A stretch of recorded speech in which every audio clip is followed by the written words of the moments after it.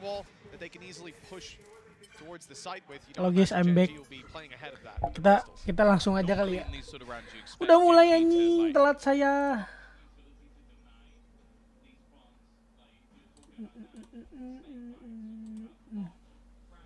Aku begini.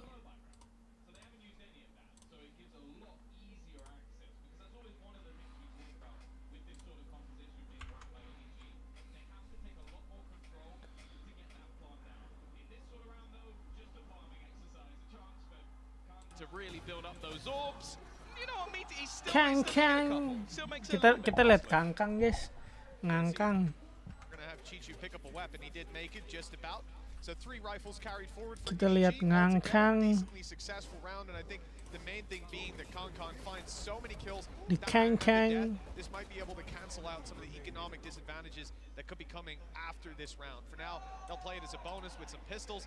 And he's, Kankan's 3 away from the Blade Storm. Yeah. Again, he might be baiting me, but as we get back in, you see a scope in his hand. The weapon dropped over, Tom. We're gonna get it. Let's see what he can do. Attack side outlaw on this man. He has to get kills here because he basically needs the Blade Storm for the next round. Okay, Chichu does actually have extra credits, so maybe they could drop an extra one, but it will leave them with some gaps going into the next. Obviously, again, the real benefits of their composition is being able to execute onto that A side. But yeah, it also welcome semua yang baru pada nonton, jangan lupa di like ya guys ya. Now terrified because they've got half shields. So that outlaw rings out and you realize we're in a bit of trouble. I wonder if even an element of that is looking at previous iceboxes and seeing this wasn't a preferred weapon. Ini nanti kita nggak tayangin replaynya guys ya, kita unleash aja. Kita nonton bareng-bareng.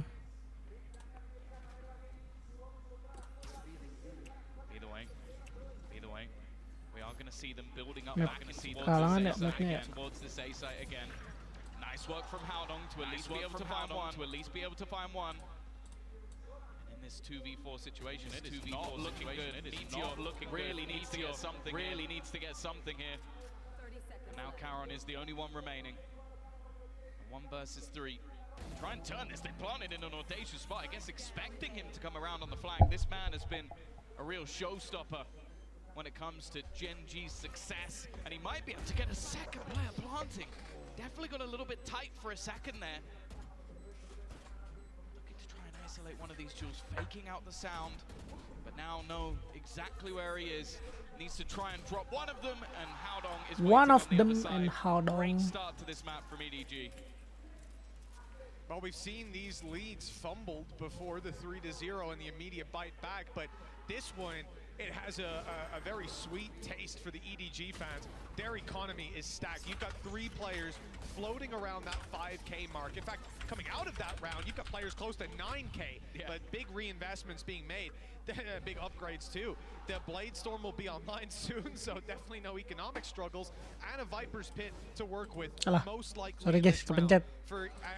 Will it be used in this round? That's a different question, but these are huge pieces of utility and abilities to have, where Gen G now find themselves trailing and on an eco. Yeah, I do wonder when the moment will be that we see Gen G kind of stack up a little bit over on towards that A site.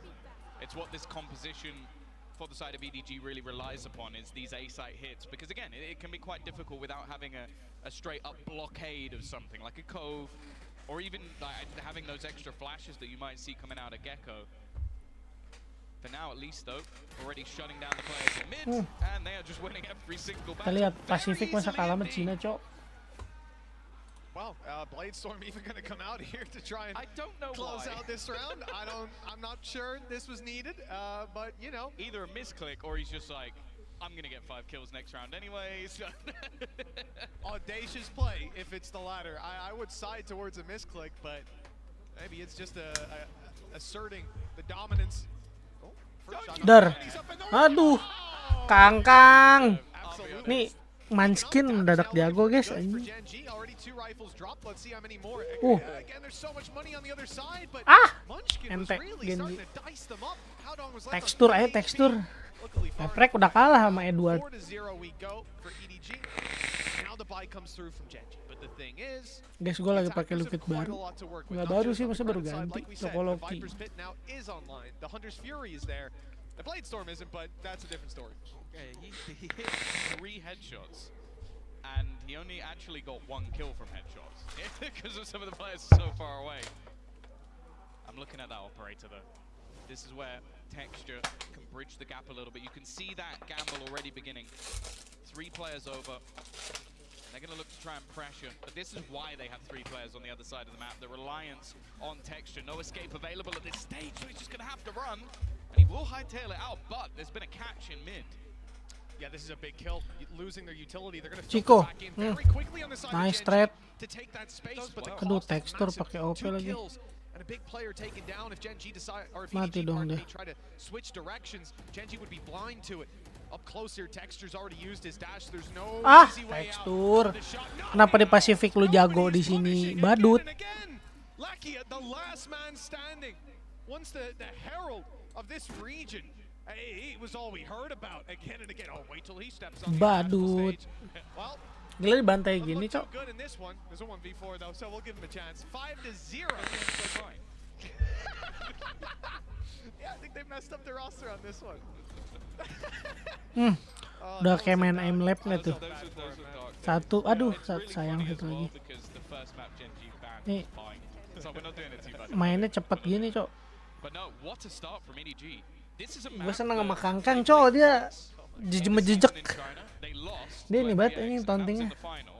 And on the other side of things, a 5-0 record, beating RRQ twice, Team Secret, Zeta, and of course Loud, which we saw within this tournament. So you're talking about a Gen G in massive form on this map, and an EDG that have barely played it and lost. And right now they're winning 5-0. Well, the sign in the audience might be spot on, op long, and right here they've given an op over to Kankan. An opportunity for EDG to Kankan. further extend that score line. Their opponents not having a lot of credits. They're going to be coming in with a couple rifles, maybe a big iron on a couple players' hips. But for the most part, it's not going to be pretty. Tom, this is a flying start for EDG on their attack side. Do we expect Gen G to turn it around on the next? What's their minimum, their benchmark? I'm looking at this round purely because Texture is a Bladestorm.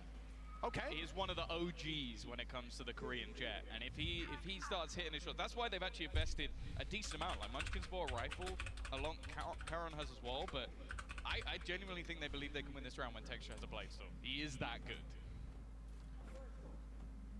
Well, he's had a tough time when it came to the operator up on B.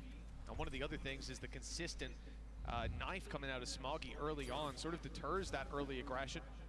You're never really going to have a chance to actually use it now. You have heard that Bladestorm pop. He's lost it. And he's gone for a moment. It will be back, and there's no pressure immediately applied. But they are keeping 3 players towards the B site, and this is exactly what EDG want. The rotates just now started for Gen G, but EDG are already knocking on the door of A. It's all about pace here. How soon they're going to actually commit to this. It looks like not soon enough. Texture has rotated in, and in fact, Karen's on the way to help out. It's going to be a stacked site, and Munchkin at least grabs one. This is what we needed to see, and Texture now cancelled out completely. Yeah.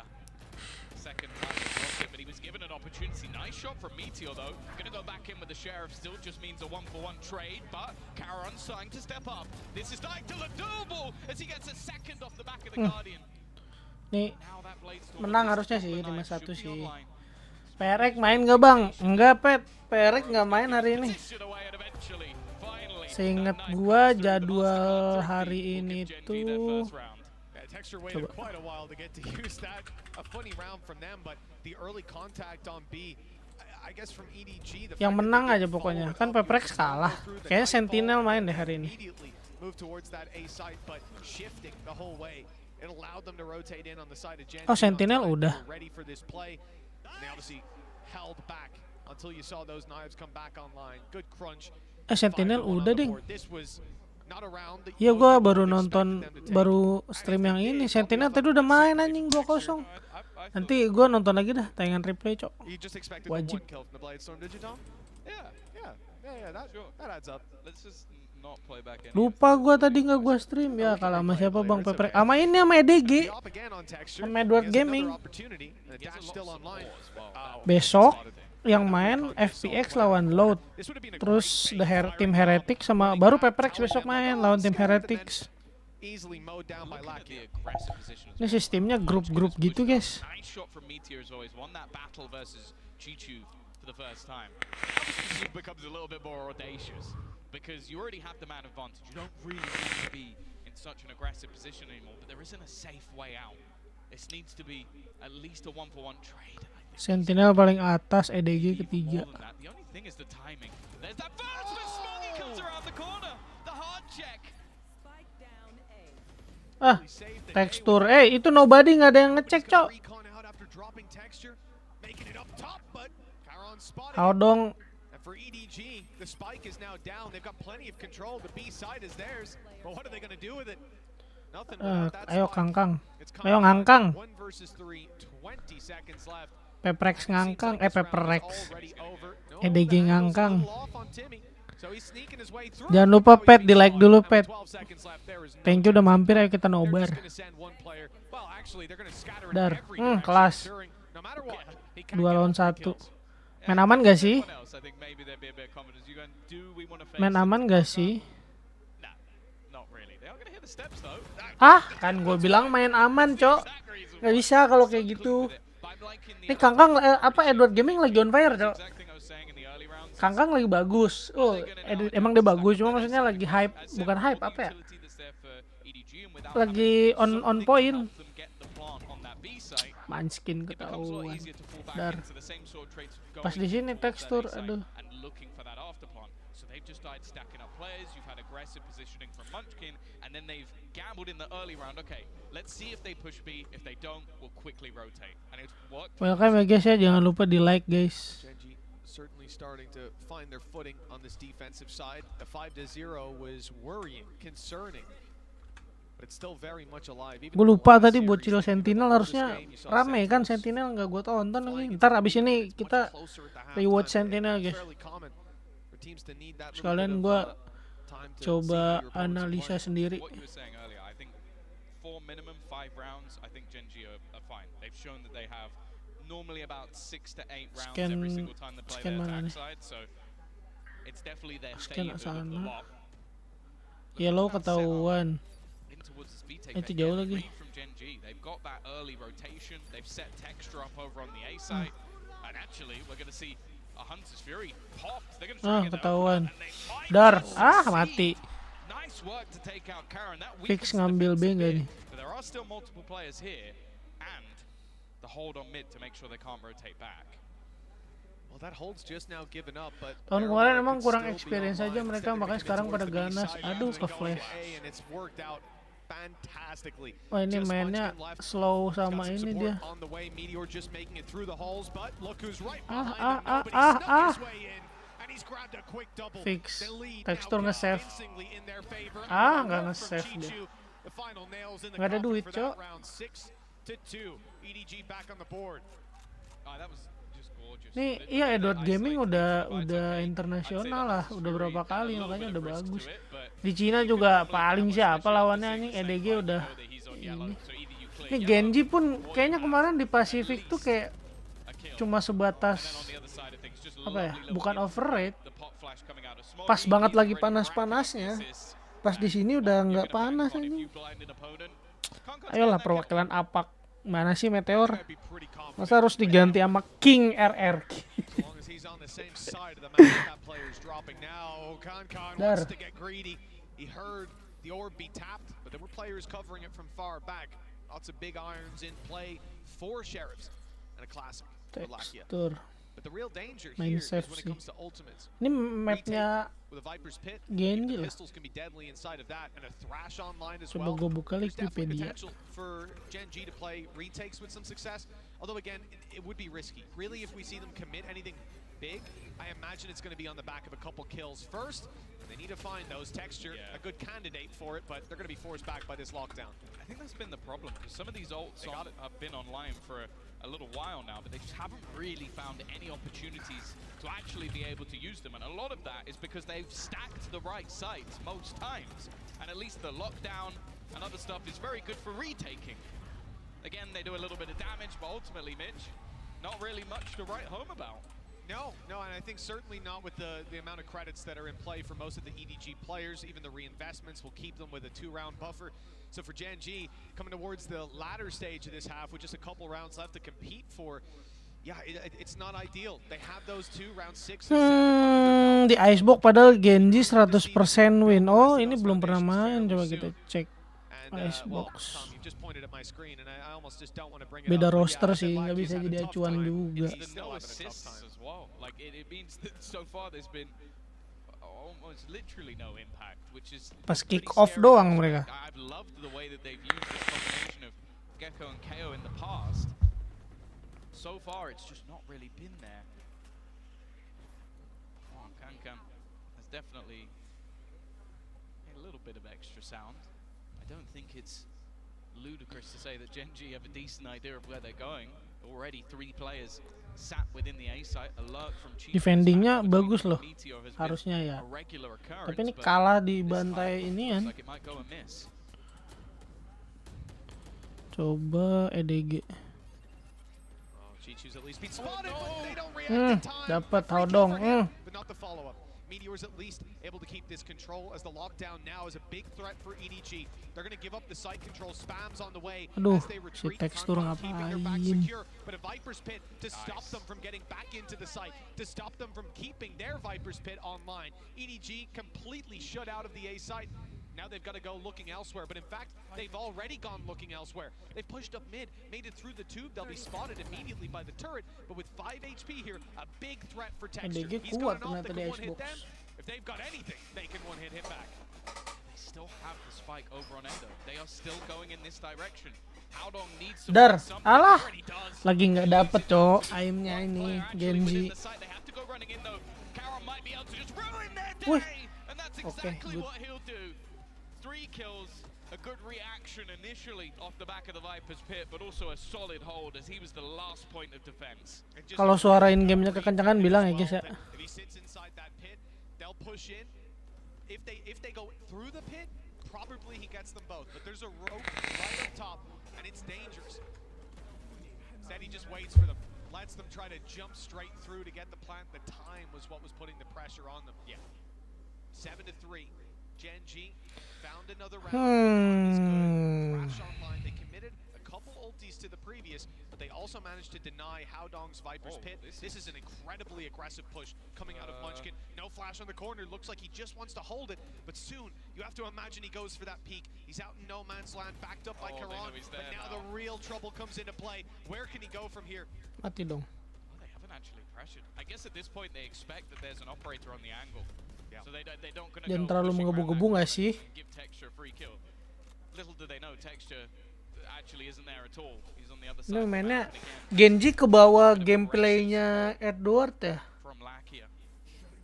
A slower approach though from EDG, and this is what works for them. They've been very good at pulling those rotations. The calls from Howdong have been fantastic. For now at least. Looking like Karen dari tadi melakukan hal yang sama ya guys ya. Karen has to be careful. He got isolated last time. In fact, he's playing anti-flash, ready for it. Nice Will trade. even pick off that first kill.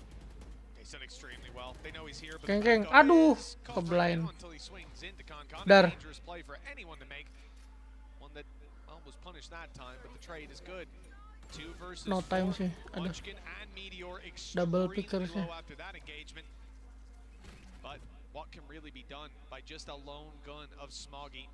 15 seconds or so to get that spike on the ground, and it looks like it will make it to the ground. Unfortunately, not planted. 7-4. Nice one. Gen G, well, they've certainly recovered this one after a shaky start and a couple bumps in the road. They could have a 7-5 half. Yeah, and Ini as I pakai said, rapid that's trigger not- kah? like that will be workable for them. I do Gua think they're pengen gonna beli have to be careful because as you've already keyboard mentioned, rapid the trigger, sniper guys. of Kankan on the other side is always going to be Kayaknya a butuh. prospect, but they've made this Udah one lama nggak main look Valo, doable goblok after banget what gua main. was a Strat blitz udah hilang. of the first 5 rounds. Even still though, an 8-4 and EDG are not going to be Ngangkang too worried whatsoever. melawan Looking to tekstur. again build up in towards that A Coba side. tekstur It's a real kayak threat Rerki. as always. Wow. It's gonna be Abah texture. Jenkins belum ini, Cok. Old Are we man gonna clear the close Jenkins. angles? That it almost seems like a direct counter to just the position that Munchkin was playing Kiri earlier. satu doang ketahuan. Dia mundur. Well, here comes the null command, and assumably Aduh, the rest ke-blind. of the EDG squad will be following up with it. A full play towards the A site. Lakia seems to be point of contact. It's nobody to find one with texture down. Munchkin soon to follow. Ah, But EDG find aduh, a roadblock. Chico. Lakia just the one before he falls, as the defensive side is now locked out. 2 versus 3.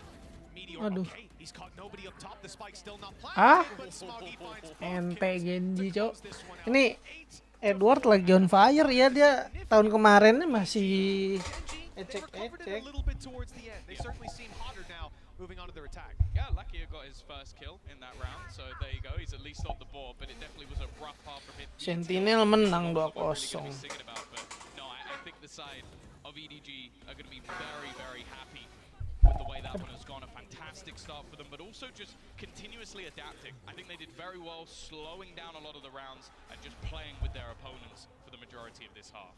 Yeah, most definitely. Well, on the side of Gen G, they've gotten warmed up. But I want to hear what Chichu had to say Halftime. earlier on in an interview. Let's see. Ya kenceng banget, ini lagi pada sakit apa? Hello， 大家好，我是 EDG 的球球，我在队里担任的是自由人的位置。我觉得赢下 Paperless 的感受是消除了这么久的争议吧，就是我们其实一直是有打赢他们的方法的，但是我们一直因为我们的心态没有放开，导致我们的操作很变形吧。因为我们在赛前的时候有看他们的比赛录像，他们是已经有拿出过这套阵容的。而且我们在赛前我们有很多的研究去如何去应对他这个。我觉得今天浩东是今天潜伏的最好的吧，他今天在图2的时候扮演的对我们的帮助很大很大，工作了，我觉得对我们今天掰平比分很重要。对，然后图3的话，我觉得就是我们整体的一个协同跟练习了这么久的战术的一个展现吧。Managed to get one. The Boombot's done a significant amount of damage, but he's still in the corner. They haven't spotted him. Still just surviving now. Chichu's found another as well. I don't know how these rounds are going down in the fashion they are. Howdong still alive. How has no one cleared this match? 我觉得我们的信心就来自于我们的两位教练组吧，他们两位对我们的赛前的，就是如何针对对面做出了很多他们各自的想法吧。Lama nih halftime, Cok. 在赛前的训练的时候去练习，然后去适应可能会遇到的情况。 Welcome ya yang baru pada datang, jangan lupa di like dulu ya guys ya. 厉害的一个点吧。我想对这些黑子来说，我知道我们一直以来我们队伍的争议很大吧，我不在乎黑子们说什么，我只知道我们的团队潜力很足。 Ingat banget gue dulu kangkang begini nih. Where obviously we can talk about Si the paling issue there with operator. Chichu and how well Howdong did on bind. Kemarin lawan Laut kenceng. In the veto. Not Inian really surprised by that one. Genji. I wouldn't want to play against that man either, but the fact is he's had a decent first half. It has mainly been a team effort, and I do feel like a couple of the pieces were missing in that first half. Now, the thing that works with this comp for Gen G is those executes around that double flash. The dizzy flash combo that you can throw out with KO is fantastic. So hopefully they're going to be able to get off the mark here. Otherwise, they're going to have to head into Split, which has been an amazing map for EDG. Yeah, it's been tough so far. Like you said, that get-go on Lakia, it's hard not to be drawn to. He's dead. Well, that's about as poor a start as you could get for the poor guy. He's got the 1 kill, no assists on the back of it, but his teammates looking to pick up the pieces here in the pistol. Already finding a lot of value is Meteor, and he's got backup. Even if they take him down now that he's super low or hear his steps running away, they should not assume that there's another player around here. It's free for texture. He's also not been off to a great start. A lot of whiffed up shots, but this one, it couldn't get any easier. There you go. Smoggy down, nobody left. 1v3, Meteor low, but everyone else is healthy. And the time is on Gen G's side. This will be a impressive clutch, to say the least. He's got the first already. Okay, maybe there is a chance. A Meteor down below. quickly shuts it down. Big round for Gen G to get on the board. Yeah, you can take the man off the duelist, but you can't take the duelist out of the man. Meteor has been clean so far in this game. 17 and 10, really putting up a lot of numbers individually, but also just finding space. That was basically what he did this round, just while the rest of the action was going down elsewhere on B long, just manages to get through that mid position and find that initial fight. It's going to put them at least, well, if they convert this round within touching distance. Tadi gue pengen nonton Gotenks, gue lupa gue malah nonton Ipos. Udah pasti kalah coy Ipos tadi. Ngapain tuh Kangkang? Kangkang ngapain? Itu Kangkang ngapain? Astaga.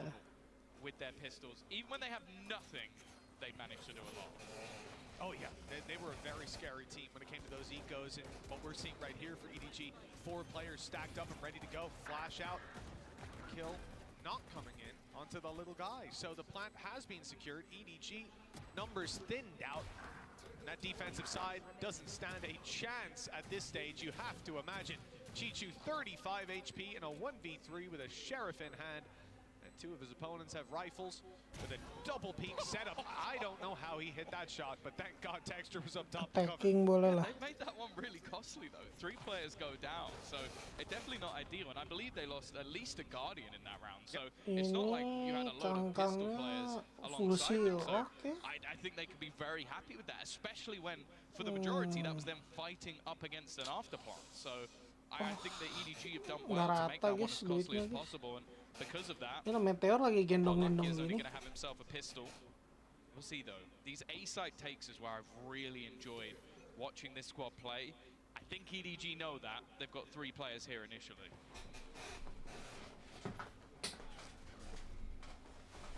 Early control is taken by the side of Gen G. They've also put an alarm bot to cover the walk-up. I mean, that's a very aggressive stance. I don't think we saw that from Midnya lepas mulu dah. at all. No turret to cover their back either. It's same strategies like Where's that being placed? Edward before.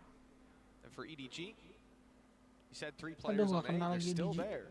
But the drone clearing out some space might cause that rotate to come through. I just wonder if Gen G are Jedar mati here nih. with Meteor still being so far up, or if he's trying to sneak behind Dar. him, which it looks like that was the idea. Not very successful. Now you're going to have Lackid looking to try and lead the charge. There was a snake bite down. I don't know if that's actually going to deny it. No, it isn't. Managed to reposition, so that's something at least. Already though with that man advantage and Chichu on Retake one flank gak ketengok flanknya. They lost Meteor. They don't actually have any flank watch. He is just walking up behind them. This is looking like some of the freest kills he's ever going to have. Aduh, nggak kena anjir, Cico. Ah, beres. Ada flank, udah menang pasti.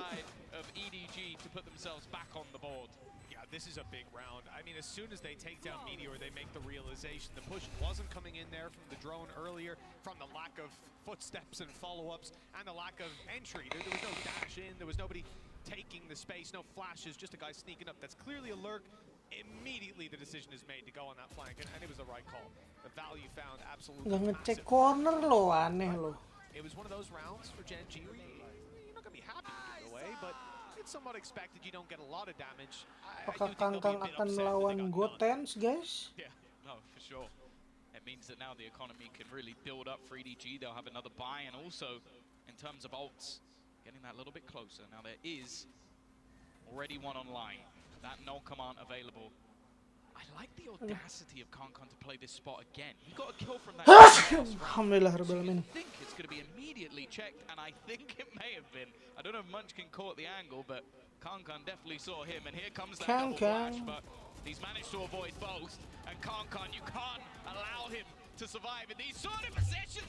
Dapat Kangkang. Karen, the only one left. He does still have the spike. He's going to try and get the reps off, but Chichu picks him out of the sky. Ini duel Sentinel. Crosshair placement from him. I assume that wasn't just a reactive shot, because that would be a little bit ridiculous. Double digits for EDG on the back of that round. And you know, just looking at this, it's so smart. Kankan falls back, allows the contact to be taken by nobody, and then goes double back out into heavy trouble. You can see he was Nah, ini thinking lagi about it. dapat banget ini. He tried to equalize Kayaknya things into a Genjinya lagi 2v2, at bad least day. use the res as a bait to force a fight. But It's not a worked out. bad day 10 for rounds EDG. Genji. Economy absolutely stacked, and Genji going to be in trouble. Timmy, though. He is no more. That's early utility. This is just making them very paranoid about middle, and you can see there's a lot of bodies. Keuangannya habis mulu guys.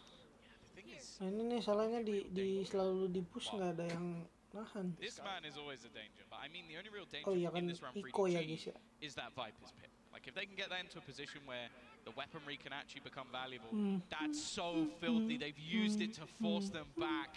They're pushing them Absen, into absen. Kankan. They're looking to Satu. just feed him frags. That's Es such a nggak sih? disgusting use Es of an nggak sih? ultimate. Just like, here you go, Kankan. Farm. Yeah, it's not even a time thing. There's still 50 seconds left on the clock. It's just really locking them into a box. Fish in a barrel for Kankan on the first. As Genji now look to take the site, but no matter Aduh, well, dia I was going to say where they go, they don't even get a chance to. Sprayed through the smoke immediately. Dua. Two players holding on the next fight. Absen. And Kankan clean.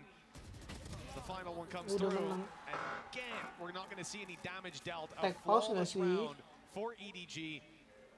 And if you're on this attacking side, it feels like they're just running headfirst into a brick wall. This is an opportunity as they get the rifles out, but Tom, it could be their last real opportunity. Some ultis online, some rifles in hand, and EDG 2 rounds away from taking it. I'll be honest with you, the way this match is going so far, this could be a statement from EDG. Because they played versus Payfrex, a team they've never been able to beat. They beat them in a long fought-out series. They come in here, this is a map 5-0 for the side of Genji, and they're going into Split next, which is their best map.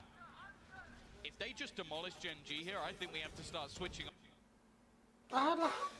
Kenapa nih bos? our expectations. And for the side of Genji, well, we heard from Munchkin earlier, this was going to be the time Ini gue biasa main di he sini manages to get his agak nggak revenge. berani It nih is not looking pik-pik like di it situ right tuh. now. Kalau nggak ada cover. Droning. This drone's going to get so much information as well. Here comes the dash, and the dash Aduh, out of lewat lagi Kankan as well. Kankan. He is repositioning and caught, falling out of the sky. Smokey's made it out. Lewat lagi. Angie Karen goes down trying to kill him. Oh no. Chichu has managed to get that kill. I think he was up top. Counter flash, but it shouldn't matter too much. The HP is so much in favor of their opponents.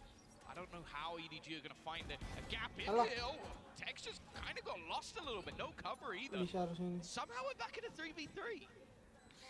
Yeah, the EDG have managed to create their own opportunities. The real problem, though, is the time on the clock and the amount of Man, no wallbang. Genji players tucked away. EDG make the call. They go aggressive to try and root these players out of post-plant positions, but Meteor's got an angle, and up top, they've spotted that there's not dapat. one but two Nice players one. ready to pounce. A good response from Genji. The gap is only 4. It's obtainable, but this road is filled with peril. Yeah, I'm not sure. I feel like I believe at this point. Nah, ini There nih hasn't Kangkang been lewat. too many Lepas convincing jadinya. rounds, even when Genji have been winning it. Ini We have ngapain lagi multiple Kangkang? flawless rounds already from EDG in this half. Like, look, they're buying in with an operator and can still comfortably buy this round and the next. So Lagi operator. this is already where the game changes. They also had to use the Thrash to actually be able to take the space. They're not going to have that one in this round, but they are one away from a lockdown.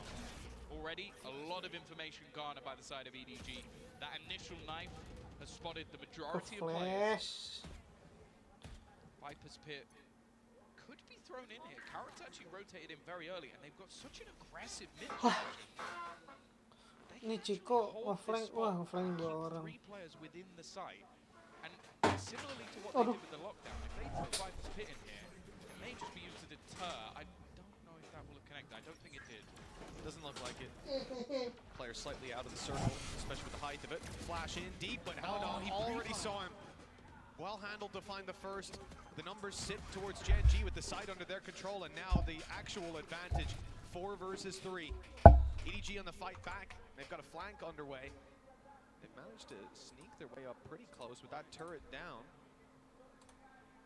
They've got a lot of control, but Genji have to be aware of this. Even as the turret comes back up for a moment, it's too late. They've already gotten past. Dapat Kangkang. The danger man. Now operator in hand, dash online. line. Bladestorm in the back pocket, and he's making his way forward. He's making noise while the rest of his team come in to fill the gaps, and the players spotted up top. That's an ambitious way to try and take that fight. Munchkin's actually got an opportunity now, but Smoggy saves the day for EDG. That could have been a way back through for the attacking side. Instead, it's 12-7 EDG on map point on their opponent's map pick.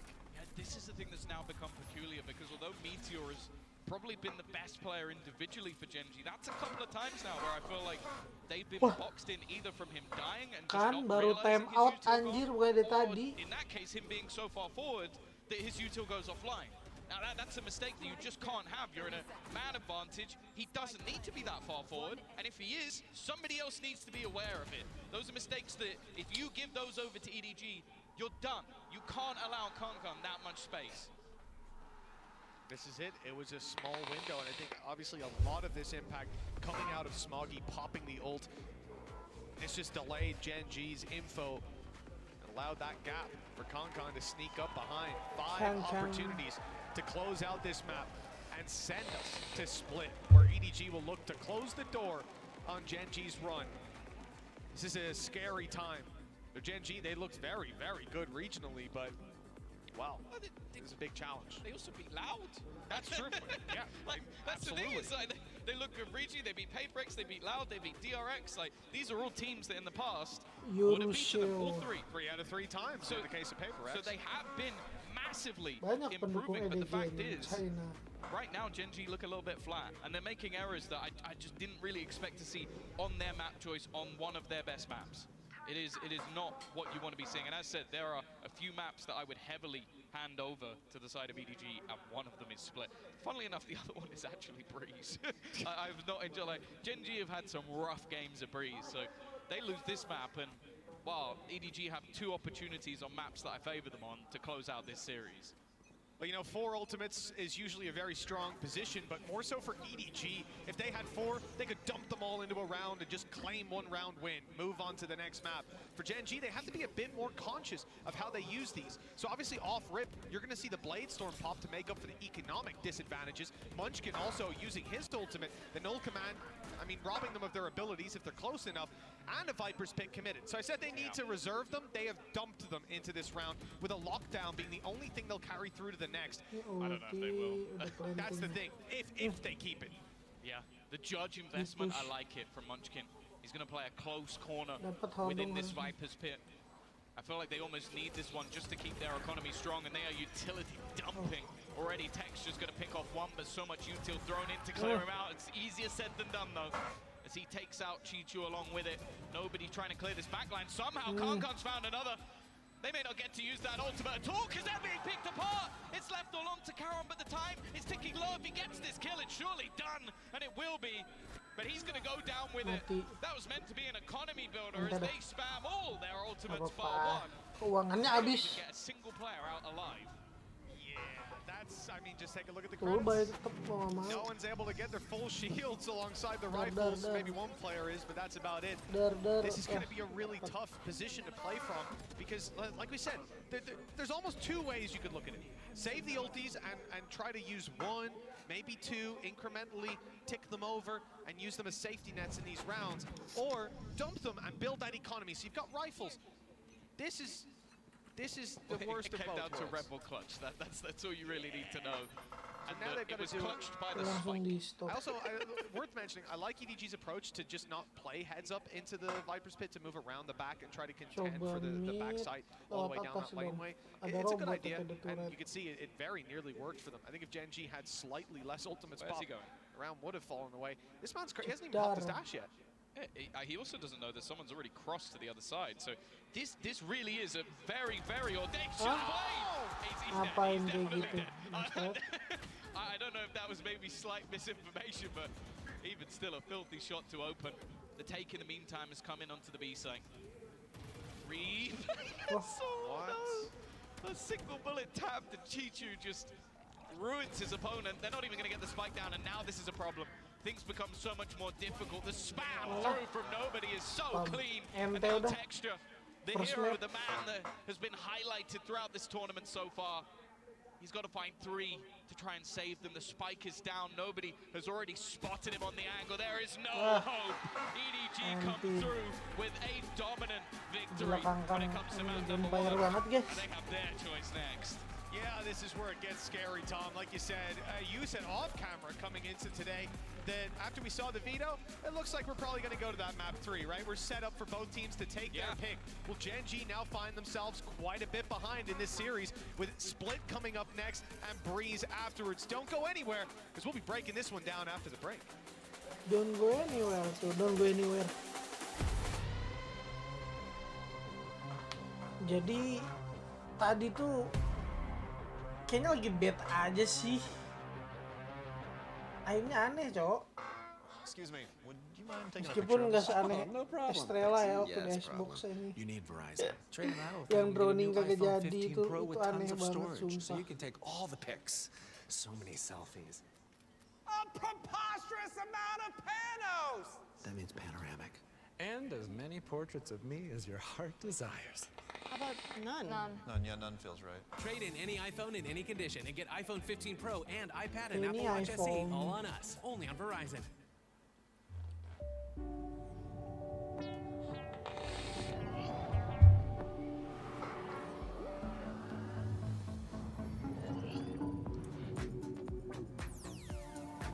Halo kah kita di sini?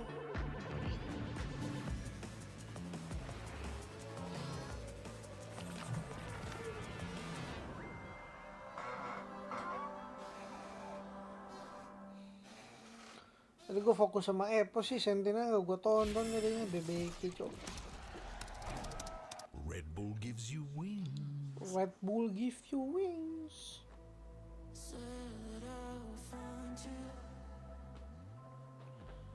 Dua menit.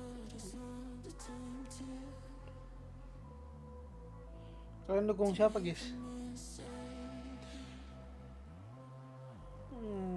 John Kitty. Gue di Sentinel tuh kayak John Kitty, Cok, makanya berubah.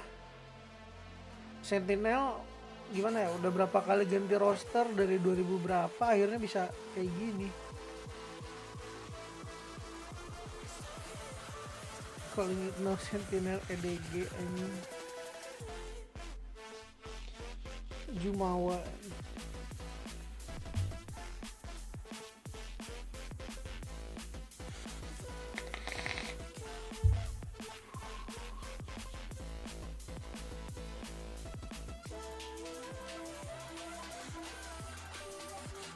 Dapat apa nih? Nggak dapat nih.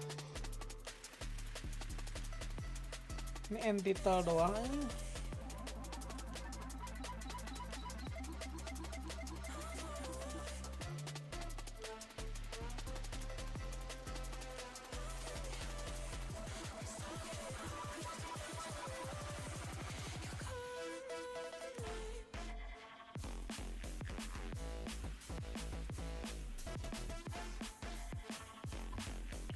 Udah dapat Pak saya, Pak. Entitle.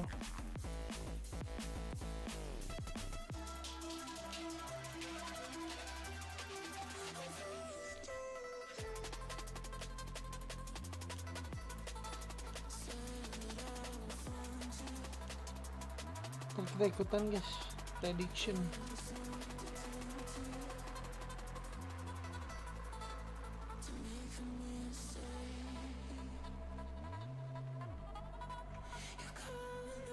Yang menang siapa nih?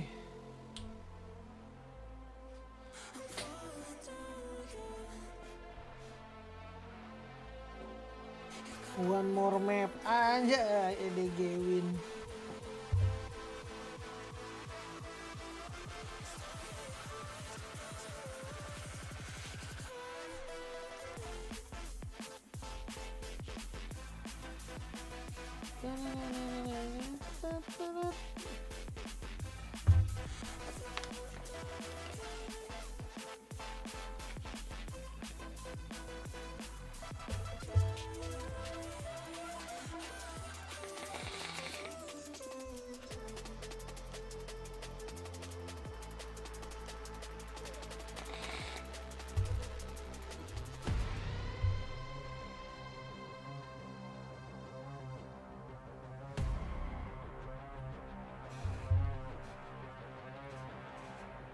map Hey folks, I'm picknya here with Coach After and Luna si for the EDF translations. Genji tuh pede Congratulations sama on map that pick one sendiri, victory. Cok.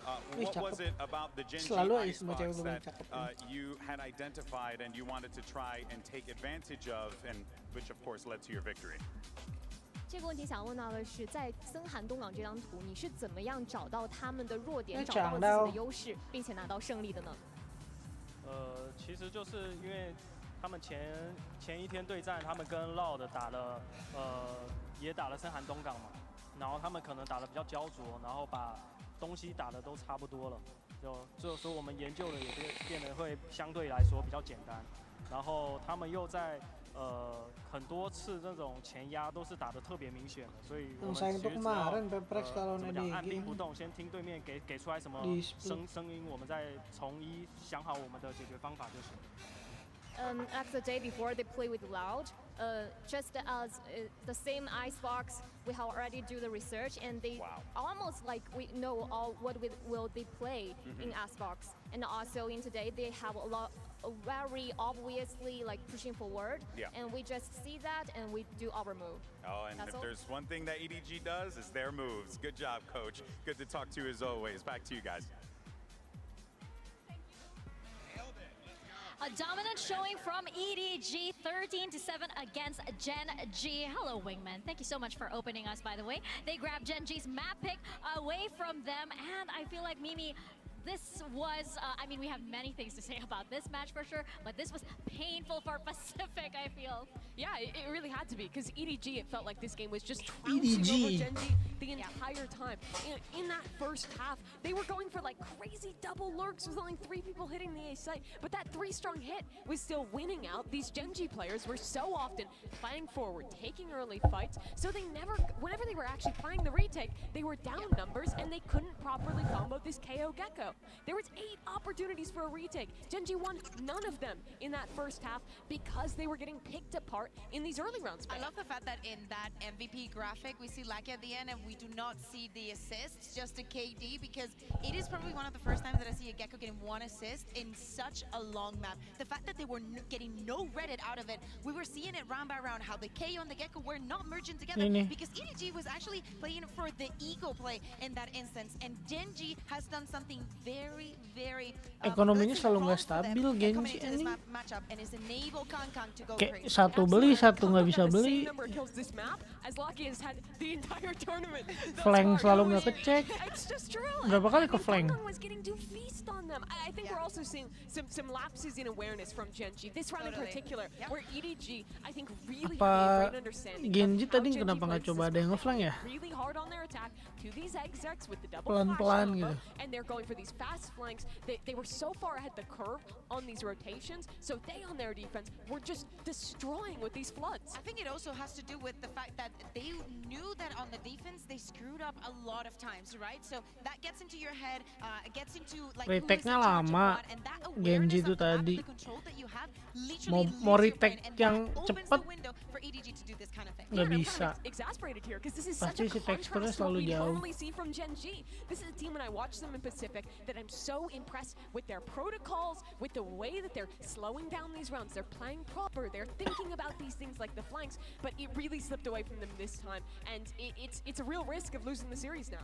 Totally. I mean, this is not the Gen G that we saw from Pacific, right? They were so unsure of themselves. They were so timid, and it's because, like, you know, it's because of that EDG was able to sense that they could be bullied, and they took that opportunity, right? The score line that we mentioned earlier, like 13-8, that did not reflect how, you know, one-sided a lot of rounds looked. Yeah, exactly. And not only that, Gen G made the same mistake when they played against Loud. Then today, they chose to go to Breeze. It didn't go their way. They chose Icebox. Didn't go their way. But now looking into the Acer select, what can we expect here, Mimi, on the side of Gen G on the attack? Yeah, so Gen G here, they're playing the default comp. I think we need to see a lot more out of Meteor. This is one of those maps where he's playing the Jet, where they're rocking with that double duelist composition. I think this is an opportunity for them to kind of reinstill confidence. It's a comp they've played a lot. It's something they're very comfortable with, and they have, I mean, honestly, some good ideas. Take early map control with the double dive, have a lot of util on your defense for flood retakes. I think this is a little more comfy.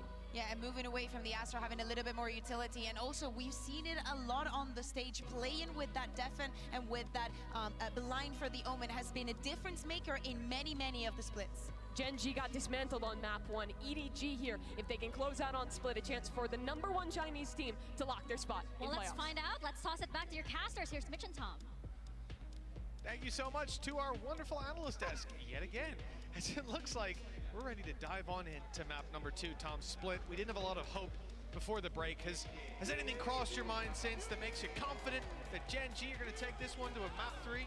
I like the swap. I like that they've swapped away from Astra and gone into the Omen. I think it just allows for a little bit more burst in their plays. Like it removes a little bit in terms of some of the executes, some of the cool stuff you can do with obviously like the Astra utility and also the ult. But ultimately, I just think having that paranoia, being able to set up a little bit more, I think is going to benefit them quite a bit. Again, though, I do think we need to see quite a bit from that double duelist. Meteor and Texture, they are both insanely strong on these duelists, but so is Nobody. He's going to go almost immediately. Does take one with him, though. Well, the Fnatic Classic finds one as Concon escapes with his life. They made it here in some way. They're living on. Well, let's see if he can find any more with his low HP. He's actually going back out to aggress for some information. This is a risky play, but he's cleared a lot of control, but it's up close Munchkin that I'm worried about. As the peak comes through, nice connection down to 47, but Munchkin finding that kill keeps him alive. The 1 versus 2 that he finds himself in, a 3K to close this one out, and the first player he has to deal with is up in heaven. He hasn't realized that, and so that will be his downfall. With a defuse sehat, banyak-banyakin kayak gitu. Solid start from them once again, and I think this is the thing. They're always going to be pushing and pulling around, especially on that A site. We saw that multiple times yesterday from Nobody, always happy to get up in his opponent's faces. And I think this map is the one where he might be most comfortable individually. Like we saw him have a really poor performance come onto this map and lagi just be off banget sih, guys. So, not a great sign after he's just had a very good map. Ayamnya nggak on point.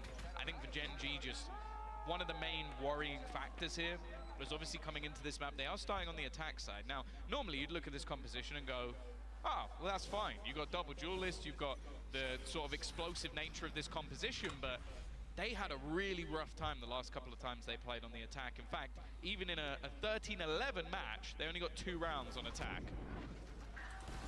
Well, this should be an easy farming round, with Gen.G just left down to pistols. An opportunity for them to get a little bit done there, but no shots connected with just the 1 falling of Haodong. A good opportunity to build the economy. See, just around the corner. There has been a retrieval. Caron posing a little bit of a threat with the Bulldog, but his HP is being chipped away at, down to 70 now. Good flash. The flank of Nobody has caught Munchkin completely off guard. Nete guys, nete, ente Bahlul Marisu. Find their second. Here's the real challenge though, as Gen.G pull out their rifles. Yeah, they've gone quite heavy into the Bulldogs though, clearly feeling confident that they can get it done with these weapons, so it's not going to be the worst purchase in the world. Still a lot of opportunities for them to try and find something in. Nobody going to go onto the Stinger, and honestly, I'm happy to see it. That said, he's very good at getting up close in their face, and this is where we get to see if they can get off to that flying start, because let's be real, in the last map, Lakia had a Howler, and for the most part, Texture got shut down. They're 2 players that are going to have to be impactful here, because Lakia has a lot of the setup utility that they're going to be running, and well, Texture is Texture. Gila Kangkang berani banget. Well, this is it, right? Again, we mentioned Texture wasn't necessarily as hot as we were expecting on the previous map. Lakia, I mean, it's unlucky. He's going to have that video made about him on Twitter. Nobody had it yesterday, the day before. Now it's his turn, I suppose. Hopefully not 2 maps in a row, though, as we know what Lakia is capable of. Gen.G up close, but it's Concon having pushed through the wall that will find the kill. A blast pack down to deter further aggression, and he's out scot-free. Advantage for EDG, which is so valuable in a round like this. Yeah, they already managed to win the bonus in the last map. Bear that in mind. That was the 5-0 start that they had. Haodong just trying to play with his opponents, and a little bit of space being taken. Chichu, he got the timing spot on. Means he's going to just push them back. 40 seconds left, and as of right now, Gen.G have no control. They're only just making their way into mid. Like, this is such a slow attempted take. It's getting very, very scary for them, and they even still had a nade on the other side to deter them even more. Smoggy still got the stun in back pocket as well, but it's not going to be used till they dive onto site. By the looks of things, Howdong spotted and now challenged by Munchkin. Good kill found, but it's Con. That's returning like for like. Nade down is perfect. It's not going to be planted anytime soon, and time is running out. Just 6 seconds left with nobody, all alone. He's not able to deny plant going down, but he knows where both players are, at least roughly. Snuck his way past around the back of the site. They don't know that just yet, but I like the idea to group up together, and Caron, before the heal even comes through, closes the round out. 2-1, costly, good damage from EDG, and great potential for them to have won that. Yeah, I think that's the scariest prospect is Concon's nade could have finished it. If he lands the shot, he could have finished it, but Gen G do manage to hold on and at least convert the round this time. They're not out of the woods yet, though, because as mentioned, that was a bonus. That was Bulldogs and a Stinger. Now they come in with a full rifle, one off a Showstopper as well, so Ultimate's definitely closer to coming online. Those duelists are still yet to show up over on the Gen G side. It's early days, but it can't go on too much longer. Again, that's the anti-bonus round coming out from Gen G. 2 players left standing. Their economy is going to be chipped away at, as we can see. There's 3 players very low on credits, and the big problem being that EDG close to having a very valuable ultimate. All we need is Con to find an orb or a kill, and he's been pretty consistently finding at least the one in some rounds. So massive safety net potentially there for them later on. Gen G early challenge, good damage on the one player that can't be healed back up. And they're happy with that. Yeah, they've deterred some aggressive control and started to move towards middle. The only thing, Tom, is that there was a flash that just popped by nobody. It saw no one was there. Yeah, the Tiger goes through, no one else here. That's a lot of information. And with the Tiger not being heard by Gen G, they don't know how much of a read EDG have on the current play. They've been so good at this. Similarly on Icebox, just being able to get so much information and then just play off of it. They're going to have 2 players watching into mid, 2 players on the B site. Looking at Howdong as well. Look, they've even got the stun at the back, 2 flashes, a paranoia. Like, they have so much utility for this take-in already, though. Great start. Meteor, even while blinded by the paranoia, is going to be able to find one, and he gets the second as well. The duelist finally coming alive, but here comes that Showstopper. They have to back out. There's only 20 seconds left. Any time that could be bought could be paramount. It's done so much damage. 21. And well, now the HP healing back up onto Caron. He's going to TP to the other side of the map, but look how close nobody is. A flash just to try and catch him. He's going to be able to get the plant in, but look at where the rest of the players are. They've got to go sprinting to try and get back in here. It is Seki from Chiju. I don't think it's going to matter, though. There's nothing they can do to stop this. It's a very peculiar round, but it ends with a Red Bull clutch. Nyari duit dah, nggak apa-apa dah.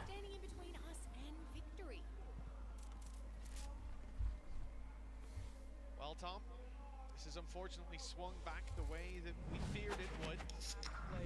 EDG finding the round in a very unusual manner, considering the TP. I mean, it was a last-second attempt to get that spike down. It wasn't going to find its way to the B site, that's for sure. Nih, EDG oke juga sih, jadi stay satu. Like, I'll be honest, what Meteor got away with there while being paranoid is a lot more than I was expecting. They still had all of Breach's kit, all of Howdong's kit on Omen as well. I think all that was used was nobody's utility. And sure, it doesn't come back anymore, but that you need to be getting rid of some of that util at some point in the round before you go running in with 30 seconds left. This is disgusting. Yeah, no way you expect this. Reacting to it, well, apparently is easy enough. All right. Texture just tanked a shotgun to the face. Chinchu's got a 50-50. If he checks left, no! Munchkin! Aduh, satu lagi. A chance for more as well. The shots didn't land, but well, this has been a bit of an unusual start to things. EDG have the advantage in rounds, but not in this one. The man advantage was to Gen G. Now it's just right about even with a rifle recovered by Lakia and movement towards this A site, but TP in. Howdong's in position to stop them from easily walking into this A site, and he's checking heaven. Lakia needs to win this fight on the way out. In fact, timing will be a key factor for him. The flash goes towards the elbow. It seems like he's safe to cross with EDG too far away to do anything at this point with Smoggy still in spawn. Again, the time getting a little bit low, but The aftershock won't be placed before anything else can be done. Lakia still having his Tiger. Oh, he is going to be able to spot the man in the corner. Out of the timing banget. Even still comes back into the trade. Smoggy with his full belt of utility still online. Hasn't had to use any of it just yet.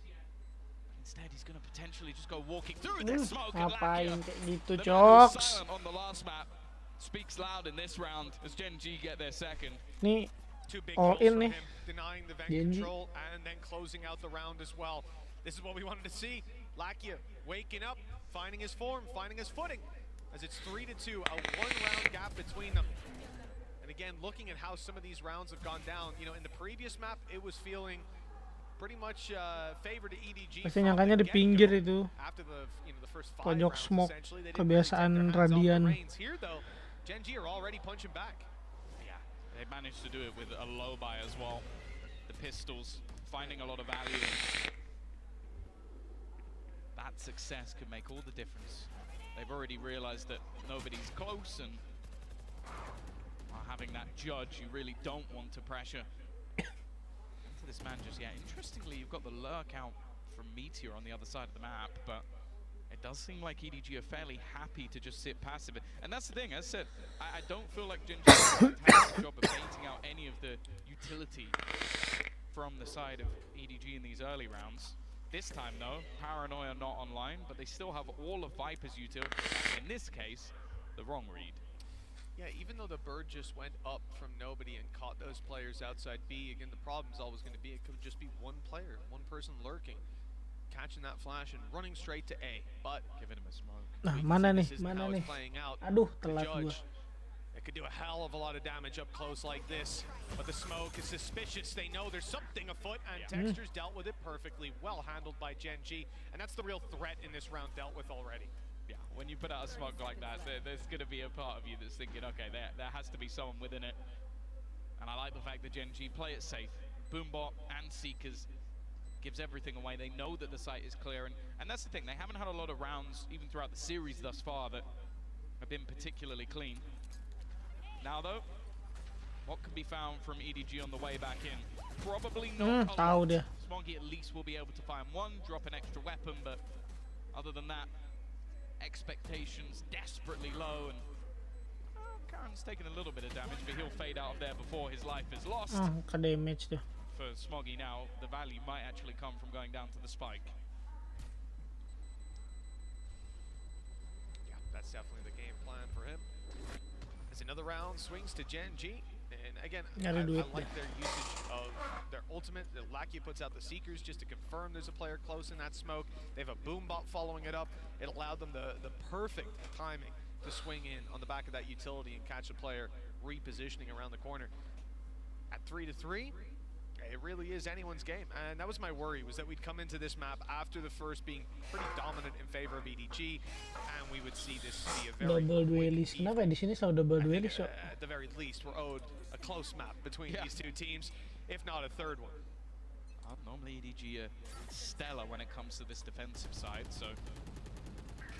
And as said, Gen G had some rough times when it came to their attack, so this is already a pretty decent start from them. If they can keep things even throughout, I think they'll be quite content.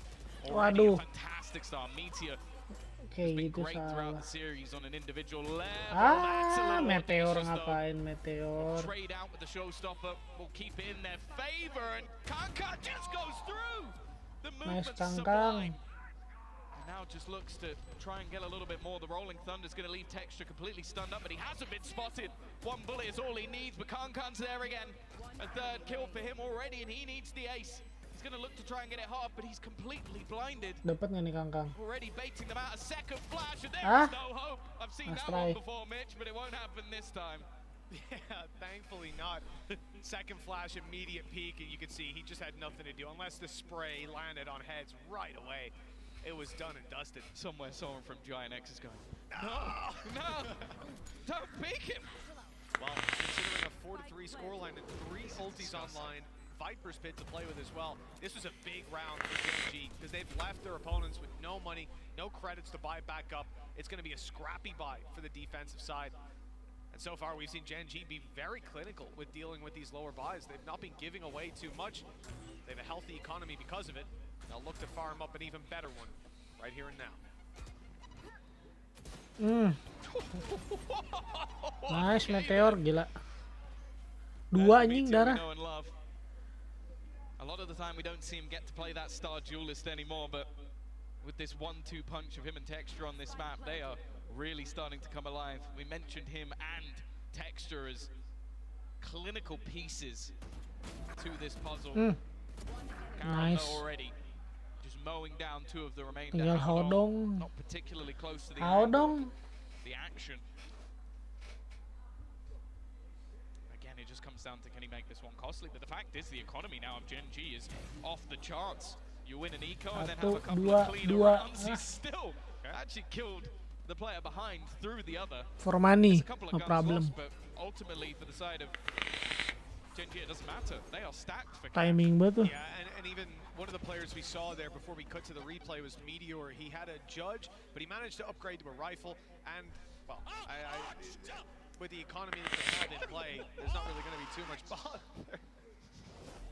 there. Shibal. Well, it's unsurprising. In the previous map, we had Gen G called both of their timeouts towards the end of the game before things ticked over into EDG's favor. This time, it's EDG getting off to an early start. They want to have a chat with the coaching staff and come to a conclusion on how they want to run this next round, because again, they're going to be buying down to their last credits, and that's going to put Gen G in a very advantageous position if they find this one. Facing into an eco, it could be 7 rounds already. Yeah, I think as well, when you look at what's online for your opponent, you don't want to allow them to get into an afterpart. Having that Viper's Pit online for Munchkin is going to make things desperately more difficult if you're unable to deny. And also you have a showstopper onto Kankan, so you can go for some of those set plays, put him into position.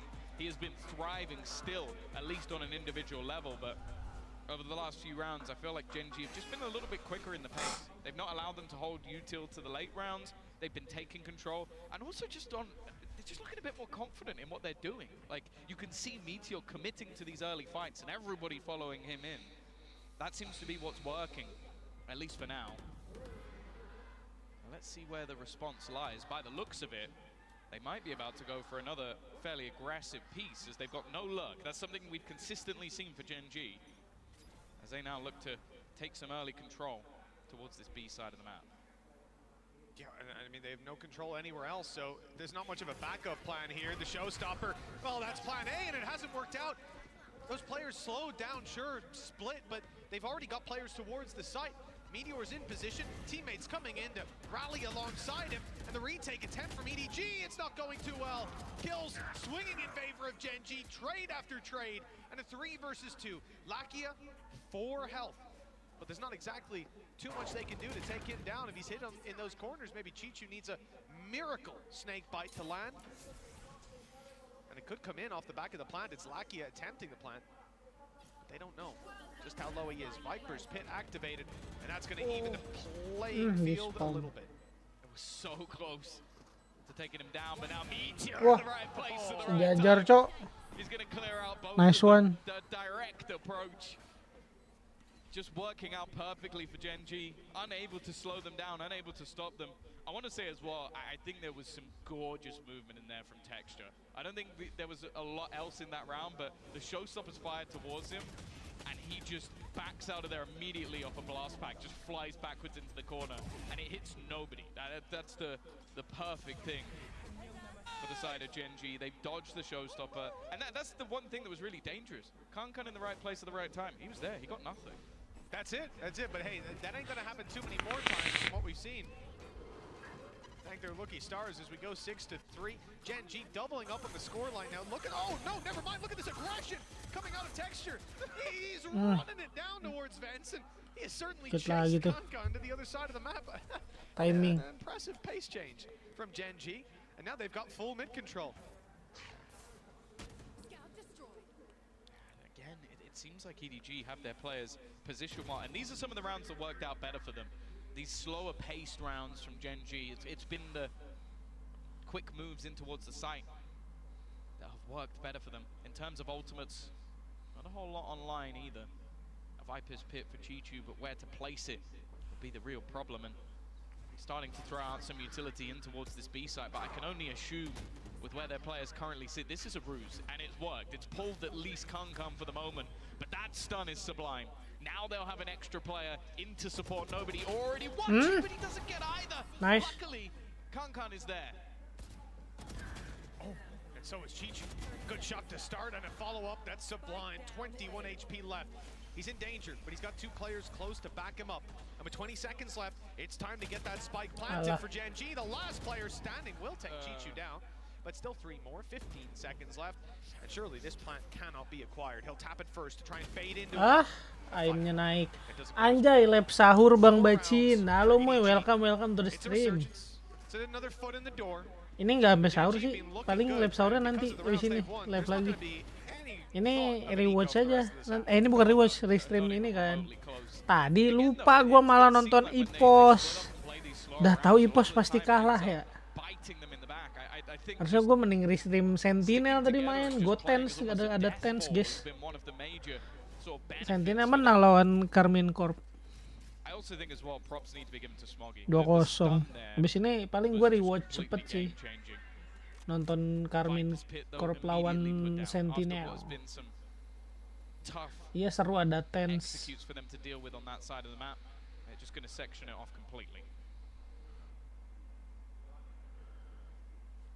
Gotens. Sebutannya juga Gotens. Goatens. Tapi di Sentinel yang paling berpengaruh sih Johnny Kitty. Si Maroko player. Puasa nggak tuh dia? Historinya sih bilang puasa. See how the execution goes with Seekers confirming the players are here. You can easily see those rotates come through. Ya, saya udah dapat info kalau di set udah ada. Look at this shift back towards heaven. They're ready to reunite, but Meteor can't go down. He has to maintain this control. Thought about walking into spawn. Instead, it's the sight on the back of a flash. A dash now up close to the pit, and as Chichu thinks about going outside of it, that could be the end of his life if he did. It's all down to time. Nice He's won the first, but that's all he gets. Yeah, really nice trades. Lakia was well aware, and in fact, Meteor almost gets the kill himself. No, you can't give this man that much space. Satu lagi Kang. This round is starting to fall apart. They know exactly where Texture is, but can't quite connect onto him. The Tykes can do it through, but he breaks. Dapat 2, ada satu lagi. Kalah sama Kang, guys. Jejak. Jejak kakak. Kang. A sensational play by Texture. That almost won them the round, just blitzing through the smoke.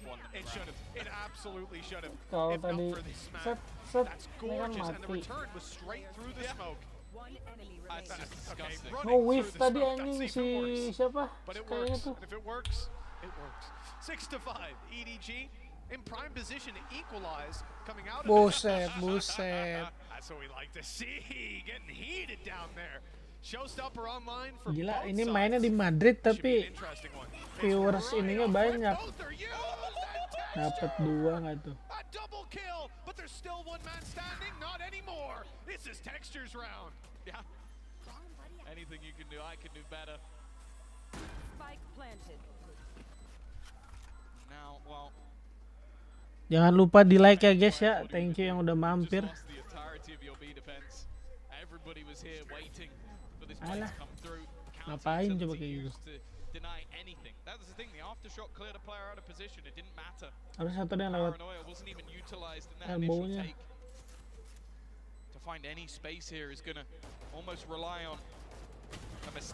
Anjir, jump shot, low.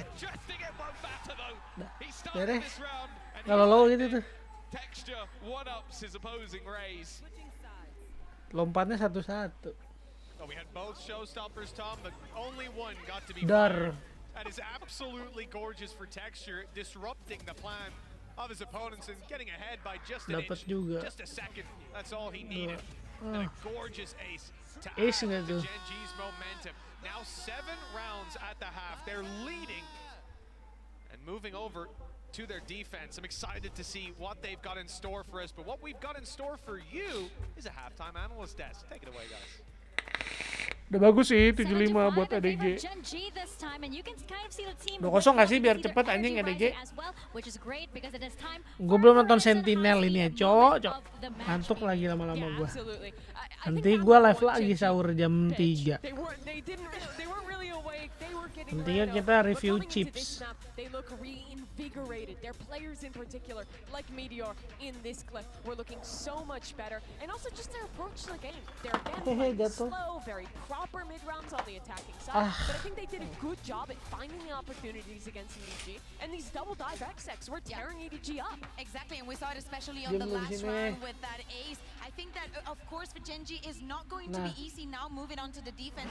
We're seeing a lot of aggression. We're seeing a lot of mistakes and a lot of punishment coming from both of the teams. But I think that coming from both of the teams. Some BS rounds like the one where Kankan just gets a kill across the smoke after a brilliant play and push. And I think that it's kind of concerning, right? That this is what is going to come to. Absolutely. I think nih 75 5-nya buat EDG udah bagus sih. They're playing this double initiator that is built around enabling Kung Kung on the dive. We saw earlier Zekken playing on this map, absolutely eating up on Raze. This one plays pretty similarly, where there's a lot of tools being put into one player succeeding, into getting space on those sites. And if Genji are making some of those same mistakes of Icebox on their defense, of giving these early opportunities to EDG, it could go a similar direction. EDG, they're one half away from making it again into those playoffs. They have to make a stream, Mika. Ini main di Madrid tapi banyak yang dukung EDG, cok. Aduh gila, ini di Spanyol Cinanya banyak ah. Thank you so much to our wonderful analyst desk for what could be one last time. As EDG on their attack side look to close out this series up against Genji, it's their map pick. Tapi kalau tadi gua lihat dari ininya, dari apa namanya lupa gua, analisisnya di map split defense-nya agak kurang Genji by data. We'll just breeze right past that one, I suppose. The flash coming in, nobody looking to take the space. Been a little bit quieter this time around. And not as pacey, that's for sure. EDG still just toying with that map control. It looks like they'll be taking the fight eventually, and it's Concon and Smoggy to find the openings. Heaven completely under their control, or so they think. Pakai There's a fanatik fill back in by Meteor, but well, it doesn't look like EDG have decided on where they're going. The spike is still in spawn, checking for a flank. They're just waiting for Gen G to make that move to re-clear the space. Player spotted up close, stun is good. And he's only bought himself a second as that smoke fades. Chichu lands this shot. Texture on 45. In a lot of trouble, emerging from the smoke. Wah, aim lap moment. Aim lap moment anjing. He was 45, now 15 HP. Aim lap moment to tatar. The frenzy up close in heaven. He has thread the needle beautifully for that one. And with Texture being on 15 HP, to be honest, after what I just saw, it's anyone's game. Iyalah. Kontrol Texture. Iya, cowok makanya dia habis dari GE jadi lepas, cowok. Karena bisa jadi gila tekstur. Di GE tekstur nggak begini gara-gara dia mainnya Sentinel bukan duelis.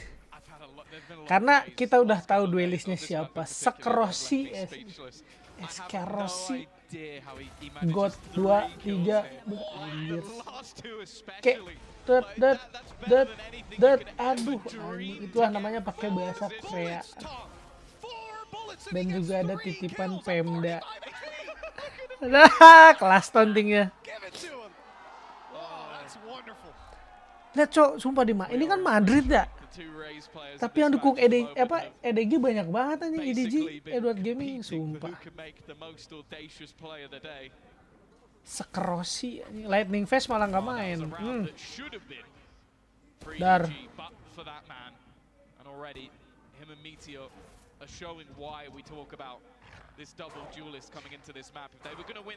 Nicknya ada ding. Udah. Ente kan populasi Cina banyak kali. individuals Dar. coming online. Forsaken set the bar. Absen. Listen, that's a bar that I think only he can jump over. But well, with 9 to 5 on the board, Gen G may well have that third map locked and loaded for us. Breeze. In the back of EDG. Tapi sumpah tadi Genji di map pertama Icebox itu kan win rate dia 100% ya ini. Tapi mainnya dongo banget sumpah, bad banget. Belum on point, kayak telat panas gitu, Cok. Asli. Tekstur sampai ngamuk-ngamuk tadi. Kayak bete dia anjing, mati mulu. Ini mau main apa ngeras? Ah, kalah lah.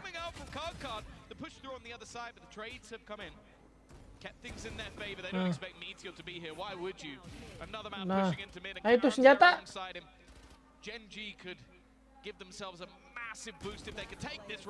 Udah. Smoggy bisa jauh anjing. Some serious weight to carry. 3 players. Spike in mid. And they have a decent idea of where he's coming Anjir, from. smoke susu lah anjing, smoke pantat anjing. Smoke bokong. Very best of luck to Smoggy here. Blind spray is probably his best chance. He could stun all of them. True, but he doesn't want to give it away. It's a contact play into a judge. And he got the contact he was looking for. 10 to 5. Double digits for Gen G. Showstopper online. Ini lagi meta kah, guys? Setiap map pick kalah, map yang kita pick kalah. Tapi EDG tuh datanya dikit banget anjir. Tahun ini ya kan jarang juga sih. Gila tekstur. Opa. You did say you expected a map 3, but not in this order. Yeah, the other way around. The journeys look. The journey hasn't gone EDG kayak Perex. Kenapa tuh? Yang lama. Oh iya, mainnya cepet banget anjing. Dar.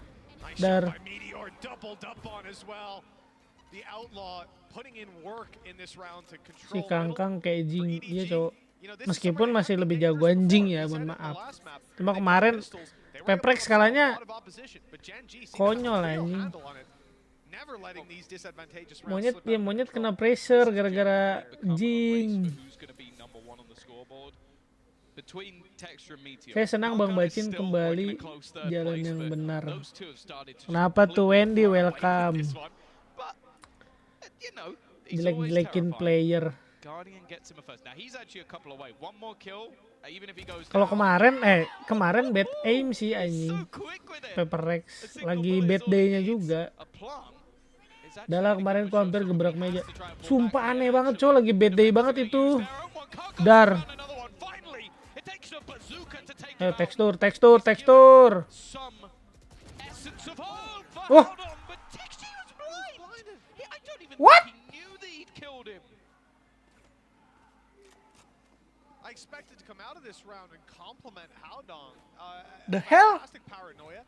Lu kan ke-blind itu tadi. Coba mana replay. Firing squad to take the trade. Blinds the guy down below, takes the fight against the top player. Wait, where's this one? Anjing. Gila. That crosshair didn't stop moving either. It went past him. He just clicked it at the right Oh, time. di spam. You ever seen those arcade games with the boxes that go left to right? You gotta stack them all the way on top of each other. He'll get banned. Kemarin gue nonton Peprex tuh kayak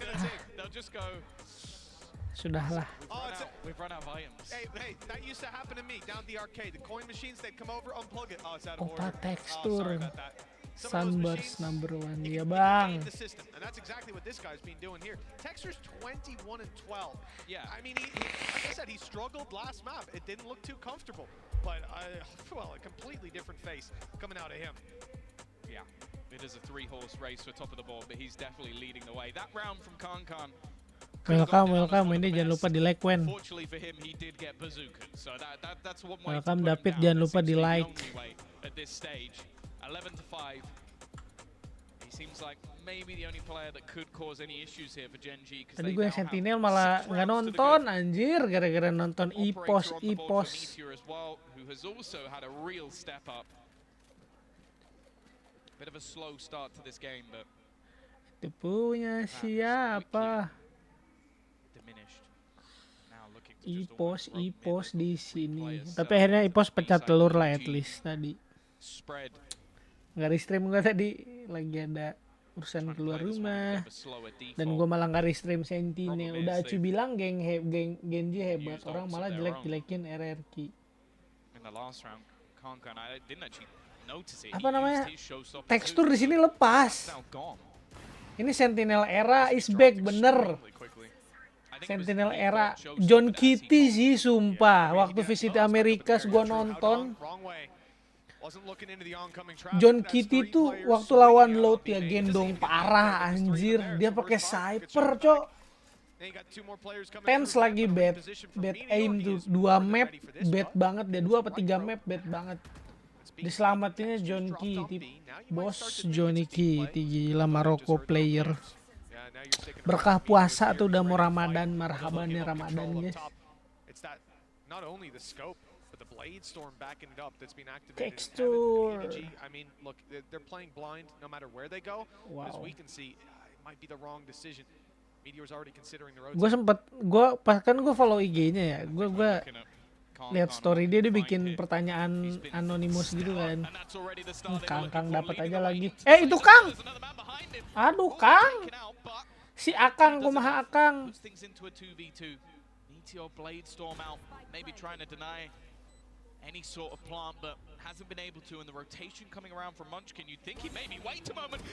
Gila meteor.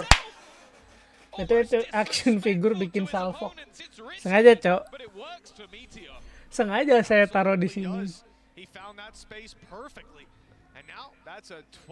Ini kan gue mau beli rak buat naruh PC. Ini kan PC awalnya di kanan, gue pindahin ke bawah, jadi meja gue tempelin ke tembok. Nanti setupnya berubah lagi. Gue lagi nyari rak yang berapa ya? 4, 5 atau 3 susun. Buat naruh atas PC. Ini geser lagi ke kiri, ini bisa gua pasang inian. Gaskan lu Bang Bacin berbagi sedikit berkat akhir bulan ini yang Mamat ajak. Taruh dah. Gua lagi gawean dulu nih banyak nih. Kalau bulan ini lancar dah, aman. Gua lagi nyari konten kreator sumpah yang makan babi tuh. Kalau gua dapet aja, enak banget gua. Dapat duitnya. Susah banget gue nyari konten kreator, Cok. Kemarin Mamat nge-play ditolak gara-gara nggak ada inian. Anjing dapet. Nobody ngapain, lihat nobody.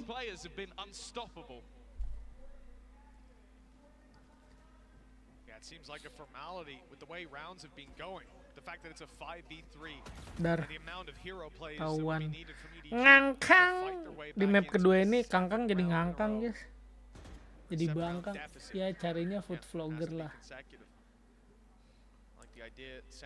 Kontennya tuh bukan harus tentang makanan wen, kan ini konten si Andrew-nya bukan HWG-nya doang. Aduh, satu lagi dar. Sabar, nggak usah dipush. Lu menang orang 4 lawan 1. Banyak udah beres. Map 3. Kenapa gua nggak? Aduh iya gua lupa, gua harusnya megang Genji anjing. Map ketiga gua megang siapa ya? Kita judai dia aja lah. Diomelin bos gue kalau cuma nyari orang lah, karena orang di dunia banyak. Ya ini gue lagi nyari orang baru dan semua ada di sosmed. Ada yang gue tanya, gue sampai nge-PC selebgram anjing sama TikTok. Apa kalau seleb TikTok? Itulah TikTokers asik. Gue DM nih ada saya dari apa saya menawarkan. Dikata bohong gue anjing, bete gue. Gue tawarin kan, ada yang nuntut gajinya gede banget, kata gue anjing lu siapa bangke. Pas gue nemu siapa ya namanya ya lupa gue, Jasmine siapa gitu. Pas gue cek anjing talent RRQ bang, saat pas gue cek IG-nya. Untung nggak gue DM duluan anjing. Itu punya siap ipos. Ya pasti tiktokers dan selebgram siap lagi apa itu? Siapa lagi masa publik nggak ada konten yang bisa dinilai? Iya, gue ngechat selebgram sama tiktokers. Gue DM, gue sambil ngecek konten-kontennya kan. Banyak tuh ada yang kontennya bagus. Gue udah ngasih tahu range gaji segini per bulan anjir. Bukan per kontrak yang misalkan kontrak 6 bulan total 30 juta. Enggak, jokes. Pada nggak mau anjing, ya udahlah. Maksud aing kan aing dapat persenan ntar dari si bos. Ko Andrew. Gua nggak nonton Sentinel anjing, sedikit menyesal malah nonton ipos yang udah pasti kalah. Kayak percuma ya gue nonton ipos anjing tadi.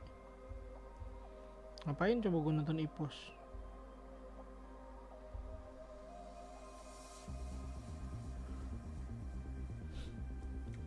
Pantai kos bisa, makan babi bisa, udah masuk kriteria. Kristennya udah masuk.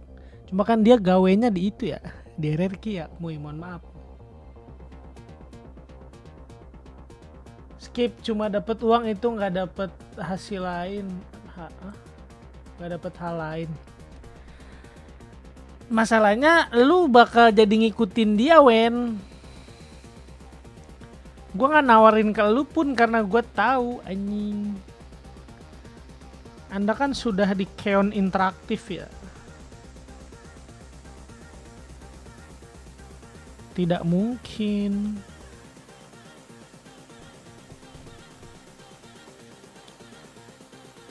Global Esport, let's go VCT Pacific on top Genji. Ini ngapain GE? Lihat GE. Twitternya GE anjing X-nya.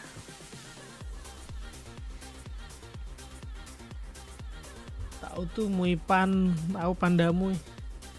Dia tuh kalau lo jadi konten kreatornya tuh lu bakal diajak mulai sama dia, lu kan jadi tim dan lu bakal jadi konten kreator yang ada di dalamnya juga. Yang dikontenin si Andrewnya gitu loh. Kebanyakan pada nggak serius anjing, ada yang nggak sopan, ada yang dia tahu info gitu, dapat info lah. Gue lagi nyari orang, ngechat gua nge-WhatsApp ke nomor yang bisnis yang di grup kan, nomor gua itu. Tiba-tiba ngomongnya gini, range gajinya berapa ya? Anjing. Astagfirullah. Orang mah permisi dulu kek gitu, atau kalau lu Islam assalamualaikum meskipun lu nggak bakal bisa makan babi. Atau at least lu selamat siang, selamat malam, selamat sore, udah ngechat jam 2 pagi. Sebelum puasa nih, jam 2 pagi ngechat kayak gitu. Gue jawab santuy. Gue chat, gue bilang gaji sekian, gue kasih lah list ini kriteria. Terus tiba-tiba dia malah ngomong, kok ribet anjing, gue langsung blok anjing, bete banget gue. Ini cowok cewek ya. Ih, wingman-nya dipeluk guys. Jadi pengen jadi wingman. Cuak.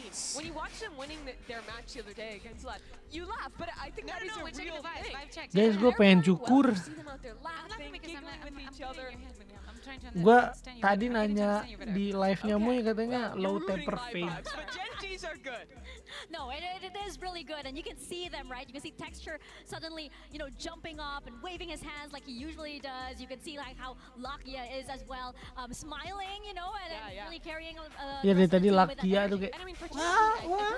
Losing a lot of rounds, they kind of had for EDG that they had no business losing in this one, right? Like Genji pulling off some crazy miracles with individual plays, but also like this bonus round, for example, was a huge moment for Genji. Yeah, exactly. And how much of that is put into those controllers, into both Karen and Haodong, and all the smokes that we were seeing onto mid, all the spacing that the teams were taking against each other, and probably we were mentioning, right, those mistakes coming in from EDG, definitely coming into the third map. we need to be keeping an eye on the duelist head-to-head. I was saying, enabling Kankan to have a good game is a very dangerous game to play, and that's exactly what's happening. Yeah, and I feel like now with EDG actually, they need that second win. They need that second win to come out if they want to close out map number 3, because I feel like on Breeze, this is a potential aim duel once again. Potential. Anjing jam segini lapar gua, pada enggak usah makan lah, bentar lagi sahur. Kayaknya ini gua nggak bakal review si itu deh, si chips deh.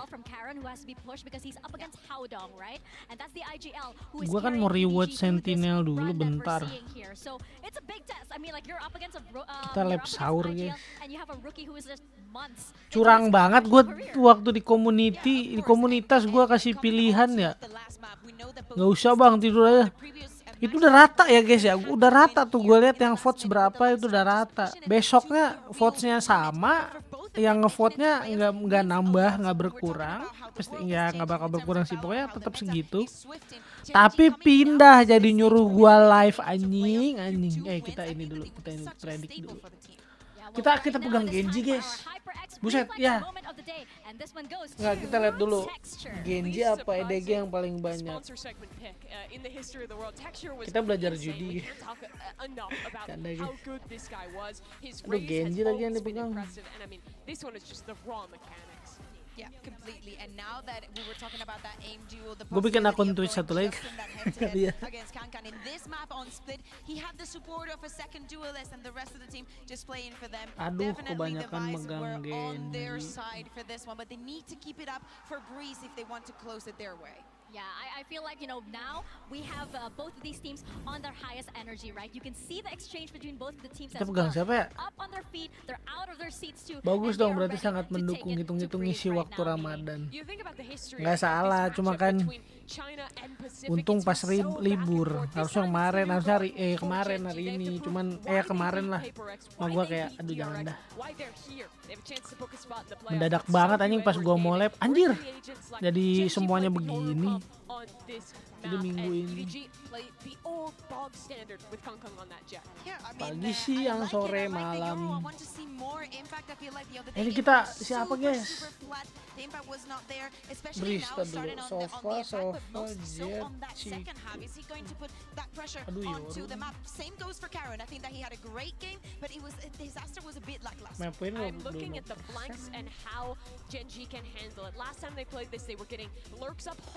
Lab cuma Restream masih, bukan cuma Restream. Gue mau main troublemaker. Terus gue baru inget ada MPL, makanya gue jadinya nonton MPL tadi siang. Tadi sore. Nonton MPL aja gue 2 kali. Cuma pas epos kayak males aja gue. Udah pasti kalah. Gue malah nonton, bukannya Restream Sentinel.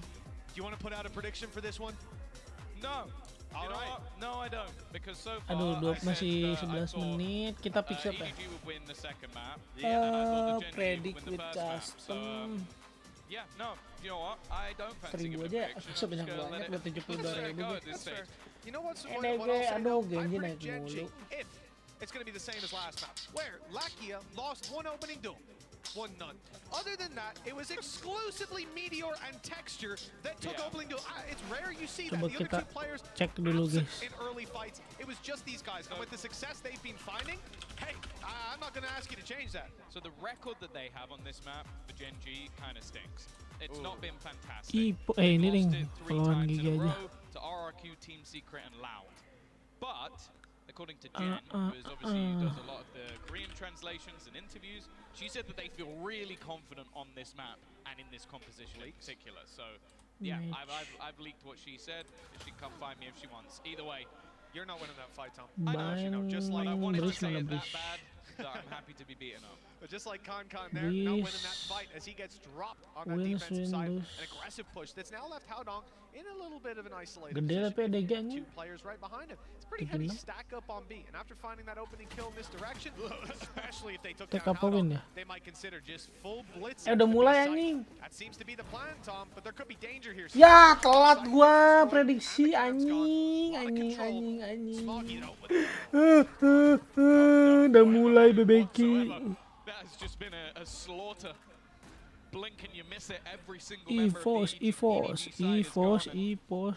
Well, that's exactly how you want to see it start if you are on that Gen G side of things. Clean, clinical. And that's the thing. Okay, it hasn't worked for them so far, this composition, but it's one I like. That you have two agents that can take a lot of map control. I think obviously the one sort of detriment to it is having that single initiator and not having the cypher. That's the main worry. You can be flanked very easily. Single so it's something that they're going to initiator. have to definitely watch out for, but it allows for an awful lot of cool set plays. Smoker cuma satu ini. Early peak. Kankan once again Ngapain involved. Kankan? Marshall out. Headshots being looked for, but no bullets landing. And the aggression from nobody has been spotted. They're anticipating it. There's not really much he can do in terms of continuing down that avenue. Gen G have been super patient in a lot of these rounds that we've seen before. Anti-ecos, anti-bonus rounds. They're always sitting back, always using their utility to clear up and then catching them on the fall back. I've really enjoyed the discipline that they've shown, especially on the last map, and it seems like it's no different here. Yeah, I think Terus sama nggak tadi ya? You almost have to hope for EDG's sake they haven't cooled off, because we've seen a lot of different heroes throughout, especially in their Paper X game. We talk about great performances out of Howdong. I think nobody had a fantastic split. But in the last map, I was basically like, how many kills can Kankan get? And if it's not at least 4, they're probably losing the round. KO-nya Which is not diganti. the sign you want to Bisa see. dua inisiator mereka. EDG of old. Sekarang satu He's doang the aja. hero and the rest of the team are just looking to try Beda and sih. put him into position. For this round, Beda roster. expectations incredibly low. Sure, he has a Marshall, which, given the opportunity, could do damage, but now in an afterplant, Lack here on a potential late lurk. Now there is a bit of a gap being left, but I think Lackey has now filled that. And it will now just be Kankan remaining. I think they've already, well, they should have spotted the sniper. He shot a couple of bullets at him, so I don't know if anybody's going to want to feed him. The only person I can see peeking that is Texture. The scope of his own on the outlaw, and an advantageous fight regardless. Dia paeh anjing. Halo Adi, bukan Adi Eco, welcome Eco. Understandable. You know, he's not going to look to carry a Marshall through to the next, but the outlaw is holding the angle, and Texture will find that one easily. 2-0. Masih first game gak tuh, kebanyakan main Mobile Legend gue first game bilangnya ini. Masih round awal Ciok, santai dulu gak sih first half.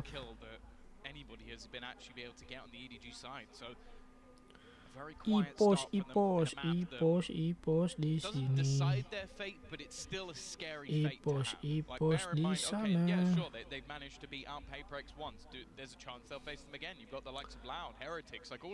Titik. Kenapa Cok titik? Welcome, jangan lupa di like Cok.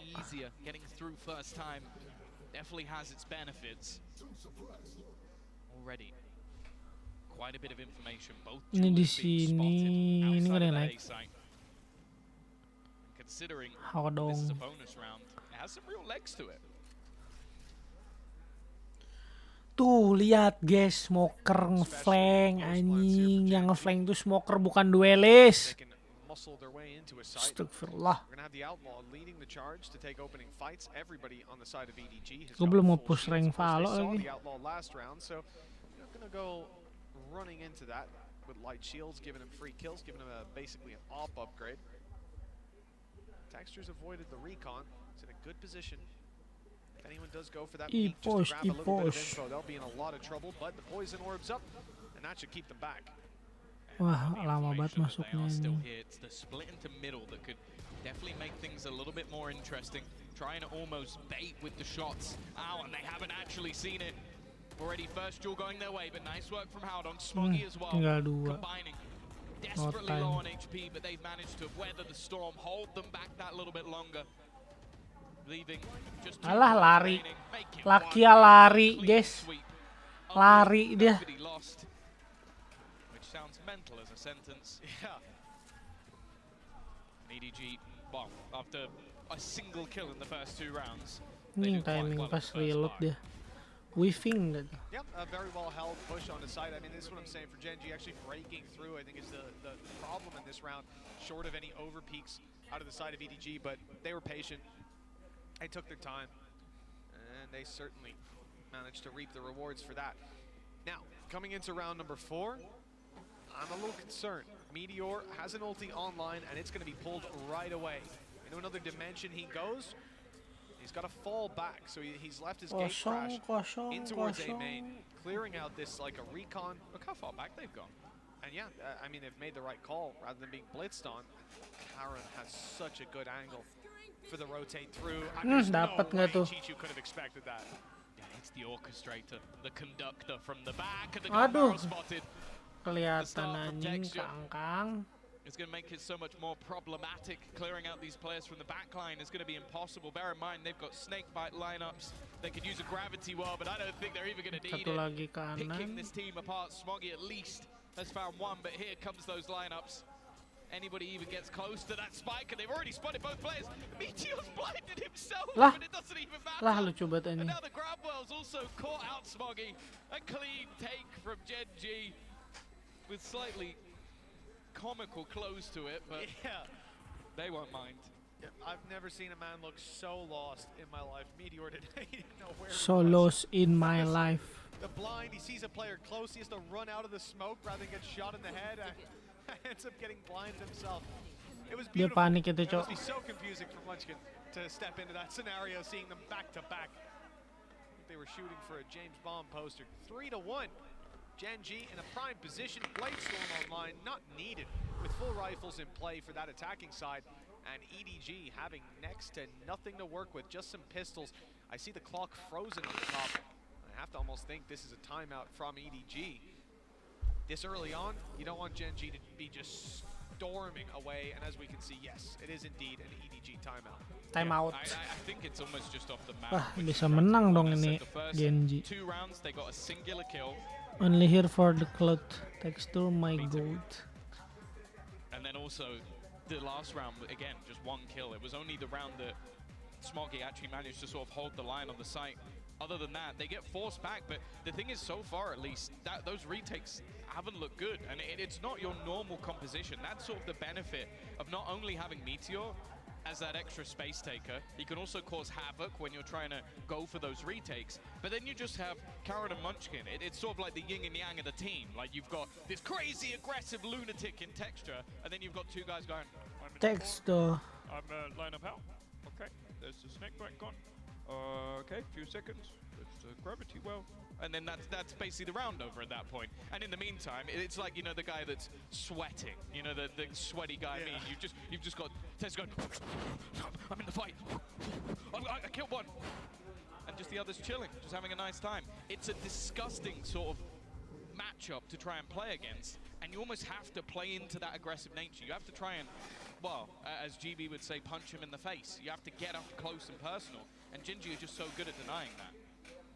Well, this is it. We've seen so many rounds where they just pump the brakes right off rip, play it super slow. Early on here, I'm not sure what Meteor just did. Maybe popping a flash through A main, then TPing right over to B for a much quicker pace take to keep these players in position on A. Perhaps even grab the rotates over, but one man is still here, standing his ground. Well, not anymore. Chichu's not standing at all. Good shot from Novi, and an angle lined up, but Meteor was ready for it. Yeah, this round's looking done already. Smoggy, he's going to get his ult online no matter what happens here. Well, unless he goes down to the spike, but I don't think that's going to happen. But the thing is, Gen.G just giving them nothing. Every once in a while, someone goes for a slight jiggle peek, but they're just so passive in their spots. Ratty angles being held as well. Okay, sure, as said, you've got players like Meteor who want to try and farm up as many orbs as possible, but again, that's another player round with 4 players alive. There's been barely anything to talk about in terms of EDG. The finances already off the charts for Gen.G. If they wanted to throw in an operator, they could comfortably on pretty much every single player. This now has to be a response, because right now this is looking like a deflated EDG. This is not the team that we were singing the praises about in map 1. Even Kong at the moment is missing.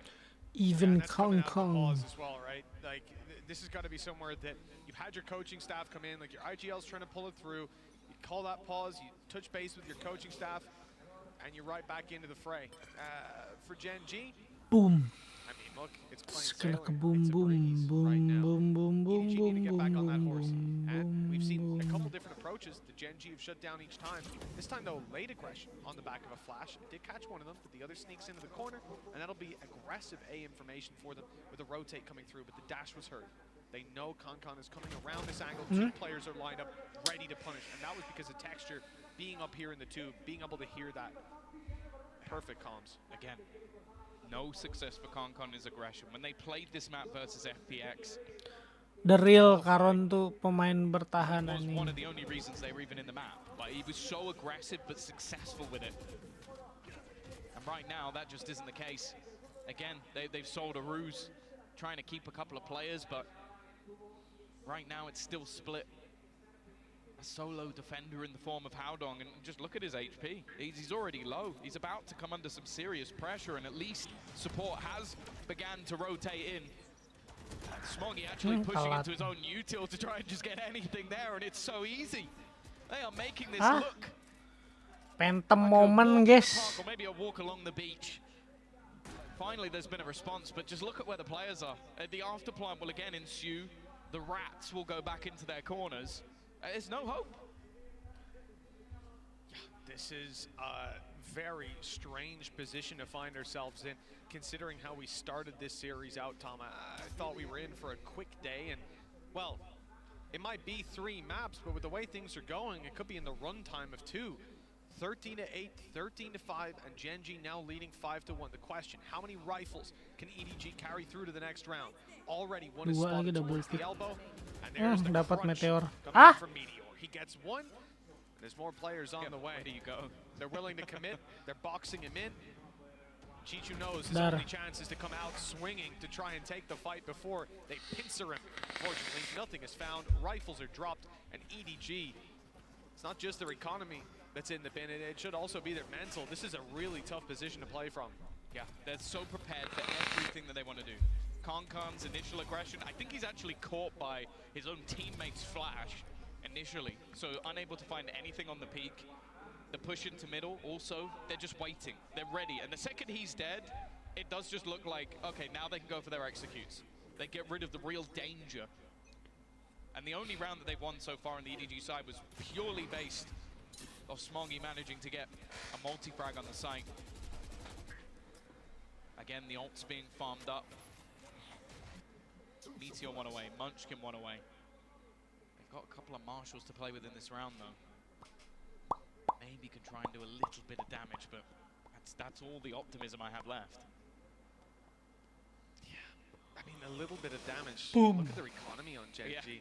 It's not going to do anything, like, short of them being able to completely break open this attacking side in the coming rounds. Good job by Smoggy. That's Texture down already. Some economy damage. But we need to see a lot of rifles dropped, and really, we're looking for a round win for EDG every time they run a nice position. Oh no! He puts his gun away! Karon. Gila. Gua respect nih Karon bener-bener stay banget nyantai. That he gets picked off, but that luck was filthy, and again, look, they're just going to use the Cosmic Divide, get themselves the afterplant. And do I believe there's any hope in the afterplant? Maybe. They've at least eliminated one of the players, but I don't think they realize just yet where everything's going down. Just look up in the sky, see that Cosmic Divide, that'll give it away. But they were looking to clear out any lurkers around, no one to be found. Rifles potentially retrievable. Something. But if you're on EDG right now, the real concern is Smoggy and Howdong being so low. A bullet, all that's needed to take down the final player, and it is delivered easily. That one didn't really seem under threat. As Gen G tighten their hold on this map and on this series with a 6-1 lead. One saving grace, Tom, is that EDG have 4 ultimates coming into the next round, and they've called a timeout, and they'll be full bought. If ever they were going to put another round on the board, this is really where you want to see it. Gila, Meteor class. Not bad ultimates for a retake as well, because that has been their major problem. Just look at the deaths. It's not something I say too often, but look at the deaths over on Gen G. Munchkin has died once, Karon has died twice. And that's because they are playing for the late round every single time. Karon's lurks have been sublime, but they're so ready to just play in those afterplant situations. Now, at least with something like a Hunter's Fury, maybe an aggressive push from Concon, Storm, they might be able to clear out some of those late flanks I'm also looking though at the fact that he's got the operator, because he has been getting into a lot of early fights and losing pretty much every Ngantuk single lagi. one of them. The gun that Mau nanti pagi aja apa guys review chipsnya. is in his hands once again, and if you're on that EDG side, we are going into round number 8. Both of your pauses are already gone. That is how dire the situation is right now for the Chinese powerhouse. Squad that came out swinging on map 1 on Gen.G's map pick. They set the tone for the series. And that tone has changed dramatically since we left Icebox. They've cooled down on EDG, and Gen.G coming in hot on Breeze. An 8th round about to kick off. Gen.G could be on 7 when we leave this one. As I said, EDG have 4 ultis to play with. Bit of a concern though, with the retakes constantly needing to be played on A, with an ult for Meteor that we've seen used before to just clear this site out, get them on there, and get the plant in. And then if it's Munchkin planting, that's the Viper's Pit. If he takes the orb, that's the Viper's Pit, and a really tough way back through. We're going for a Hunter's Fury, blind as a bat. And unfortunately, it's not found anything with the orb retrieved. Here comes the pit to cover the plant. Now you don't have that Hunter's Fury to clear your way back through. Gila Lakia drill stay anjing. Really a lot of coordination for Karon EDG right ini. now. They're still covering out some of this map. It looks like they Lihat want to go Karon. forward. There's a flank on the way from Karon. There's really not a lot going for this defensive side, even though it's a 5v4. The odds are stacked against them. Yeah, so much needs to happen, and I don't even know if they're gonna get anything again. Timing. Karon satu lagi, nice one. So much damage, devastation. Aduh. Smoggy at least, it's just exit kills. No Padding time, the no stats time, no because time. the round's already over. Gen.G are running a clinic over on EDG. The team that didn't fear. Just getting ruined. Banyak-banyakin, gak megang senjata, anjing sehat-sehat. That somebody peeks the angle. It's like a calling card. They're beckoning them in. It's just so unbelievable. Satu, like we mentioned dua. the flank, but I didn't expect that level of impact. Well, the funny thing as well is, at that point the round was already over. They were going for a save, right? They weren't looking to actually fight back into it, but they're just not prepared for these Pegang players. senjata, makanya kalau kayak gitu guys kan lu niatnya saving ya. They're running the one with the double initiator with the Cypher, and they're the ones that end up looking like fools in almost every single round.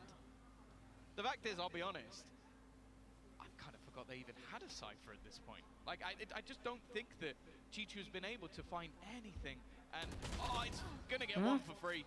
Finally, Munchkin's died, by the way. I think that's only death number 2. What? Really? He's been. I hadn't even caught that. I think he was 7-1. Unless he Padahal died dari last tadi round as Karon well, tuh udah ngeflank mulu dah. even still, he's barely Masih aja nggak aware anjing. It was online until right at the end, so yeah, I think that was literally his second death. Yeah, that's just ridiculous.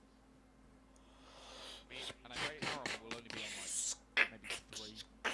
The thing is, the trade that they get there, Munchkin falling, it is big. It is removing a lot of the utility that gets them out to sight.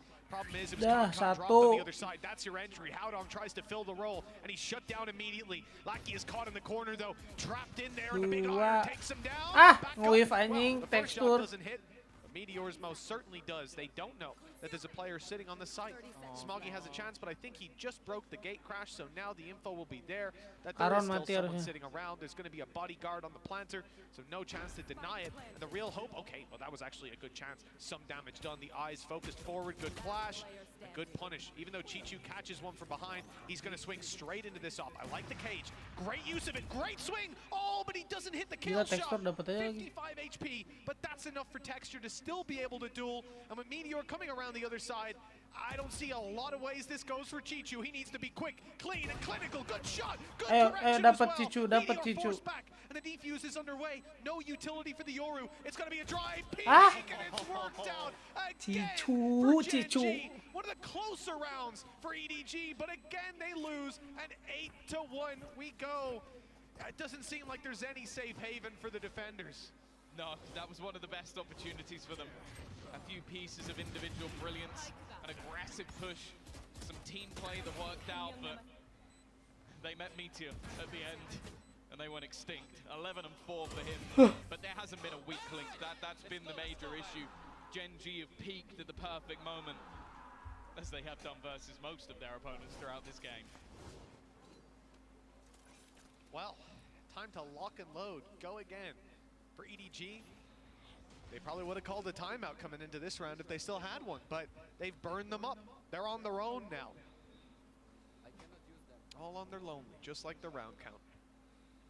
Viper's Pit online for the defenders. The way back through, that could help.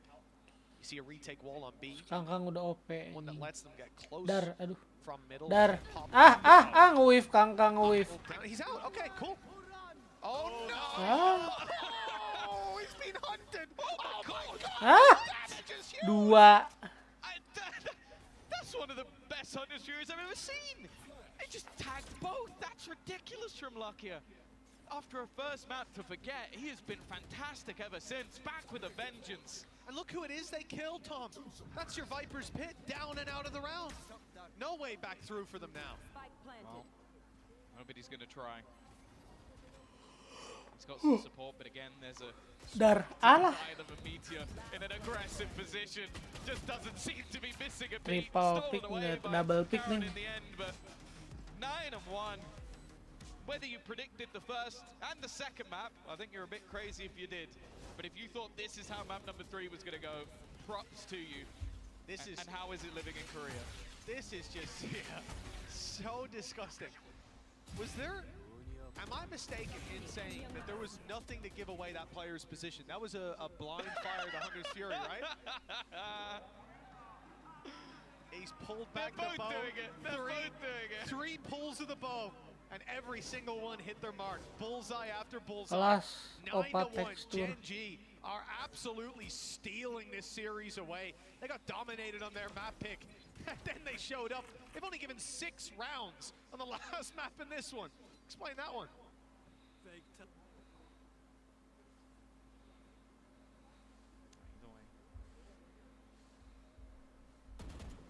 drone's going to give a little bit of info.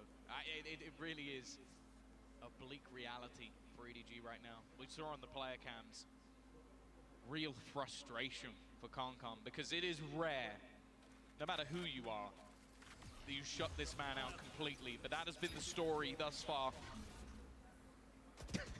Even being played with by an opponent. You can see just trying to make this awkward, try and make this confusing, and there's texture.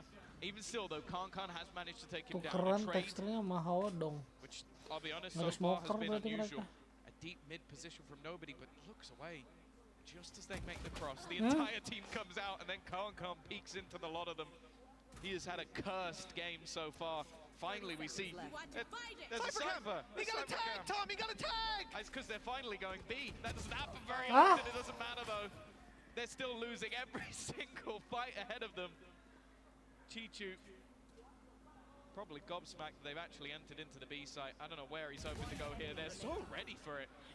He does at least manage to drop the player planting, but it's after they've already planted. And while just as every other round goes, it is 10-1. Beres kah? Ridiculous. 12-1. I don't even remember what round EDG won.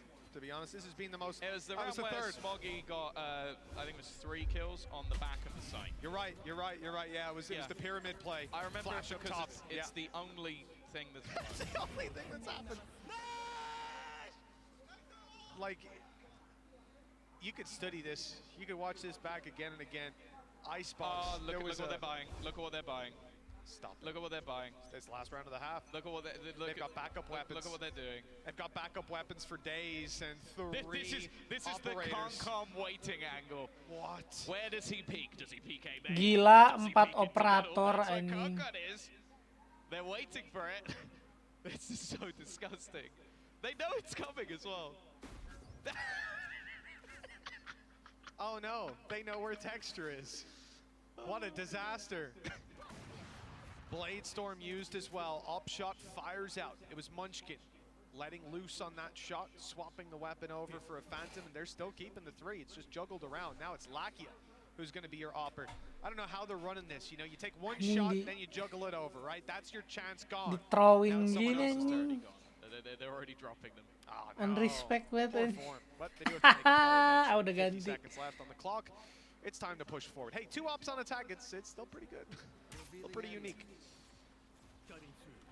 Meteor taking space. There hasn't been a battle or a brawl in this round. EDG have played a little bit more passive. It doesn't make a damn difference. They're being battered. Kankan again tries to be the hero, but this time and every time he has been shut down.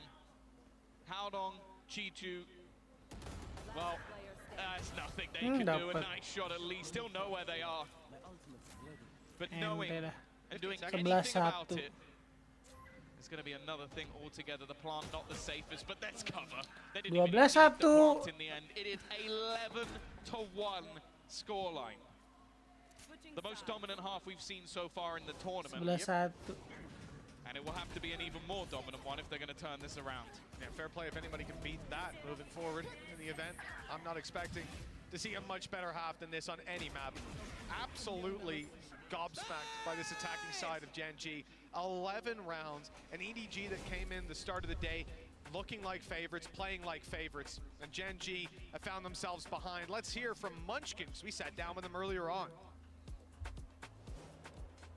안녕하세요. 저는 젠지에서 IGL을 맡고 있는 먼치킨이라고 합니다. 제 IGL링 방식 자체가 팀원들이 잘하는 플레이 방식을 약간 돋워주면서 더 잘할 수 있게 하는 게 제 IGL 스타일링이기 때문에 저희 어느 선수든 나 이거 지금 해보고 싶다, 진짜 이거 할 수 있을 것 같다라고 항상 콜을 해주면 그런 방향성을 최대한 밀어주는 것 같아요. 크레이지 라쿤에서 속해 있던 저는 그때도 나이가 적은 편은 아니었지만 되게 성격이나 게임 쪽으로 되게 어렸던 것 같고 지금의 젠지는 그래도 이제 청소년기가 조금 지난 그런 사람인 것 같아요.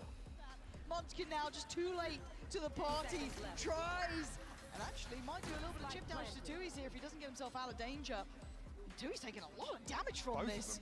That's a little surprising as Munchkin now ready for it, gets it. He gives them the tiniest of margins. 사실 멀리서 이제 유럽 경기를 보고 북미 경기를 볼 때는 되게 다 무서웠는데 지금 마드리드 와서 보면은 퍼시픽이 가장 무서운 것 같은데 지금 한국 시간은 되게 늦은 시간인데 경기 끝까지 봐주셔서 정말 감사드리고요. 저희가 남아있는 경기들도 좋은 성적으로 걷어갈 수 있도록 노력하겠습니다. 감사합니다. 감사합니다. Well, Munchkin sitting 10-2 right now. I imagine he's going to be pretty happy with his performance and probably the performance of his team overall. 10-round lead, 2 needed to close it out. The pistol may well seal EDG's fate, and even the best teams in the world will refer to those pistols as a coin toss. That's not a coin toss I'd like to be participating in if I was EDG. No, I think the word screwed comes to mind. If they pull this one off, we'll be raving about it for a long, long time. But the fact is, Gen G, they started slow, they built in map 2, and now they are looking unstoppable. A chance for the first time in their history, not only making it to a Masters, but making it to a Masters playoffs. For a lot of these players, that was a dream that may never have come. With a roster that many wouldn't have expected to be this damn good, they are just 2 rounds away from making that history and being, wow, maybe even one of the favorites to take the crown. Still, the players up against them are not ones that you can be foolish, that you can give chances to, and they have struggled on this defensive time before. EDG clearly not giving up just yet, but this man Aduh, satu lagi tekstur. devastating as ever. The lurking Ya, Baron is all that remains. 11-2. Watch your flank. It's a trap here as well. Just gets caught by that. There's the info to play with. It will be a legendary comeback. Kankan using Fnatic's pistol. He'll have to channel some of that energy and then some. Yeah, you need more than that. Well, it's a mini victory, so to speak, for EDG. 11-2. They've doubled their rounds here with the pistol win. That's, yeah, that pretty much summarizes this game so far. It's been tough. But that was the thing. We saw that comeback happen because of a fantastic tactical pause. Do you reckon they'll have one, Tom? No, not until overtime at least. They've got to do it on their own. The coaches, they mentioned it, I think it was Chichu in the interview we saw earlier, how much they think the coaches really impact them, how much they lead by example while they're silenced. You're going to have to rely, well, either on their opponents eventually taking one. I guess that will be the real possibility. Even still, though, Texture going for a little bit of an investment here. Other than that, not a whole lot to play with. And, of course, you don't really expect any players to be saving too much here for the side of EDG, because you can't afford to play a bonus round in the next. Part of me sees this as a Gen G round, but how things have been going. Texture's dealt with though, and now my odds are switching up a little bit. EDG have site control, man advantage ×3. And well, it looks like Gen G will fall flat in this eco round. 1 kill for Lakia. And we're at the stage with 2 rounds needed for Gen G. I don't really care how much damage they do. Right-click that. They can make this a bit more costly. And for Munchkin, he's picked up a Sheriff. He's close to the spike. There's a couple players getting close to ultis. It's 11-2 though, he can do what he likes. Probably just going down to the spike. And to be honest, they've had so many plays that have been based off confidence. I wouldn't even mind too much if he tried to just do some damage. They have such a ridiculous lead, but clearly just wanting to make sure that they don't give any of those orbs over to, well, Kankan, Howdong, and instead we'll just go down to the spike. Now I fully expect that any weaker weaponry here for EDG is just upgraded. You can't be playing a bonus round here. You are too far behind. If you allow them to get to 12, you're playing for overtime. And Ngantuk lagi gue guys, we are at astagfirullah. least seeing rifles purchased up. It's still not going to be the best of buys though, that's the thing. I think an Outlaw's been purchased in the place of a Marshal. That's a slight upgrade at least, and it will still allow them to buy into the next round, but even with the slight weaknesses, EDG need to win this. Well, EDG have 3 rounds, and Munchkin has 3 deaths. It's been a pretty strong game for Gen G so far, and now the rifles come out. As you said, EDG have some upgrades, but there's no such thing as, oh, well, we lost the bonus, it's all good. No. You gotta win that bonus, and nobody's off to a flying start with Karen already down and out. Gen G's numbers thin out, and the A site, well, you see, with the wall already up, I think they're gonna wait for another pulse. When the wall goes down, Kankan might have an opportunity to spray away. Good spray through, it's dealing some damage. Texture's forced back, caught by nobody. This is a good look for the side of EDG, trading out one after another. We said they needed to win this bonus, and it looks like they've got it locked down, but Meteor has a free kill. And it's been left to a 1v2. Very winnable for Meteor. TP, I love this. I don't know if he's going to commit.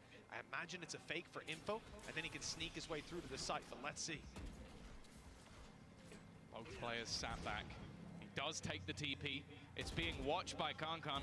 Both players around this angle. It would have to be a mistake at this stage, and even Kankan, one of the most confident players, decides it's not worth it. Smart stuff from EDG. Not going to overextend, and this is the exact start they needed to start what will be one of the most ridiculous comebacks of all time. Still, I don't think until we get to 8 or 9 rounds I'm even going to start thinking about what could be on the cards.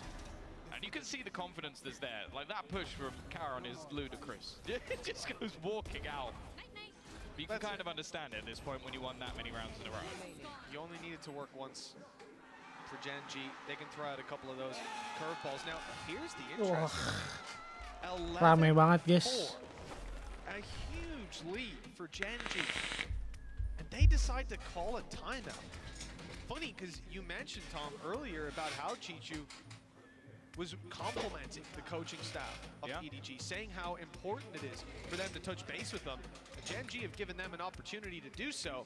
But obviously, they're just concerned about closing this game out. When your coach is Solo, one of the legendary Korean FPS players, you don't care who's on the other side. But I'll be honest with you. He is someone who was there at the beginning of Valorant. He was there in titles before Valorant for many, many years. He has so much experience that I think they're going to value that a lot more than, oh, okay, now After gets to talk to his team as well. I also think there is just an aspect of momentum breaking. Because the fact is, I think of any team that we have in the scene, you watch Kankan's camera, when that guy gets pumped up, you're in trouble. So create the calm. Use your pauses for that. It might even just be a small talk of like, okay, let's calm down. We're not done. We're not through yet. And I don't mind it. Well, yeah, when you've got a lead like that, you see your players playing loose. I can also understand just calling that timeout to say, yeah, everybody calm down. Let's play the game. Let's just close it out. We're not here to give EDG a way back in. And if you do, well, they will certainly take it. Yeah. Big lead for Gen G. Defensive side, couple of investments, but nothing huge, mostly Sheriffs. a Marshall, and a Bucky to back them up. For Gen G, I mean, sometimes you'll see these rounds where you group up, try to play the numbers, but it's such a big map. It's not really a gamble they want to take. Instead, just playing defaults and hoping they can pop off individually. I think really they're just thinking about the next round. Hujan guys di Bogor guys. Definitely intrigued by a Bucky on Breeze. I'm not sure it's something that will necessarily be expected, but when you have that extra controller in the form of Karen, you can create little pockets for someone like Lakia to play. And as said, his resurgence in this series has been fantastic. And his resurgence in the scene in general. He had to go through being slightly trapped to a one-map player, to being trapped in the tier 2. And now he's been shot in the face. I was optimistic. One of those plays you never really expected to work. Meteor, though, still making things interesting. But he will fall as well. Munchkin a little bit out of the action. Looking to keep the rounds to deaths ratio the same. Although he did technically die to the spike, which doesn't come up on the score. Okay. If we're being pedantic, he's died a few more times. But for EDG, 13-5 on last map. Pushing up to 5 here. Full buy for Gen G next. Deja Vu starts to ring true, but the attacking side has had a good run of things in this round at least. Damage is very minimal. Nobody and Howdong both extremely low to the Sheriff. They're just going for the exit towards the spawn. Yeah, well, Munchkin might not die to the spike. It depends how quickly he pushes out here. Still being watched on the cross, but he finds a nice, safe corner to go down to it. So he'll still be able to buy in the next 11-5. EDG on their way, but still a long distance left to go. It's worth mentioning, Lakia, well, he's 13-9 right now, 3 assists. He was 3 kills, 18 deaths, 1 assist on map 1. I mean, it was an abysmal map for him on Icebox, but Split and Breeze, he's back in the game. Well, it still seems like it was the closest map so far, which kind of says how things are going elsewhere, but there we go. 11-5. EDG starting to bridge the gap, and that's one hell of a way to kick off the buy round. OP nggak tuh? If this man starts gaining confidence, well, it doesn't get any better than that. 1 shot, 2 kills. Gen G left to rely on a very scattered hold. Look at the minimap. You can see those defenders are going to have big performances when the push comes down. And it looks like EDG want to shove into the A site. This is Texture's opportunity. The drone could clear him, or at least keep him behind this Viper wall as it's about to go up and the push to come through. Texture, no dash. He's being silenced, suppressed, but he still fires back. 23 HP though. Mati And dari the kanan players are Texture. quickly circling him, encircling him, I should say, and finally taking him down. Munchkin and Karen to do it all. Nice shot by Karen. There's an opportunity. If he can buy some time, the flank will catch another off guard, and now it's winnable again. Gen G has suddenly found legs in the round, but a snake bite in hand leads to Munchkin's death. Karen has to clutch this alone. He's keeping his opponent behind the pyramid, but nobody jumps up top to take him down. As 6th for EDG, the gap down to 5. It's not quite manageable yet, but this attack side is really picking up some momentum. Somehow, Con is only 3 kills away from being top fragger. I don't know how that's a thing. They throwing the op off the map. They did. They threw it right off the map. I guess because Con has the Blade Storm, he's going to use that for what could be a much quicker round. I guess attempting something a little bit more explosive. Blade Storm available on the other side as well. But yeah, I guess maybe the surprise factor of that operator now being gone. It's not like they don't have the finances for it. You can see the patience. Interesting, actually, considering how passive they're holding in this round at the moment. I feel like that operator could have had some value. They're going to remove the cam with a shock dart. Chichu now looks to reclaim that control, something that was given up earlier in the round, and it looks like they might be about to use Kankan as a bit of a sledgehammer. Information going to be found, though. Already clearing out A main, and I don't know if he's going to get far enough. Might be able to spot some of the players in mid. That would be huge. He has. He's seen that they're still passively waiting. Will TP back to the site, but it means that they're not going to pull any early rotations just yet. In fact, though, EDG are going to use that as a move towards B. Cage up from Chichu as well. He's making his way around mid for the lurk. The rest of the players need to break through the B site. Viper utility to block them on the retake, but the fight is taken instead. Munchkin blinded up completely, but Concon can't get it done with Karen on the side. 3 kills quickly found, and even the Blade Storm frag on the flanker. Easy peasy for Gen G. Satu lagi, guys. On this round from the get-go, and 12-6. One more needed for Gen G. 6 chances to pull it across the line. And I am amazed by what we've seen in these last 2 maps. This Gen G squad, I don't know if they need to play a 1-map scrim before their next series, but they are just I would, if this was online, I'd say it's 5 different players, Tom. Well, that's the thing. You look at their last few series, it does kind of feel like that. They always seem to lose one, except for an overtime victory for a 2-0 versus DRX. But that's also just something to talk about. The teams they're going through.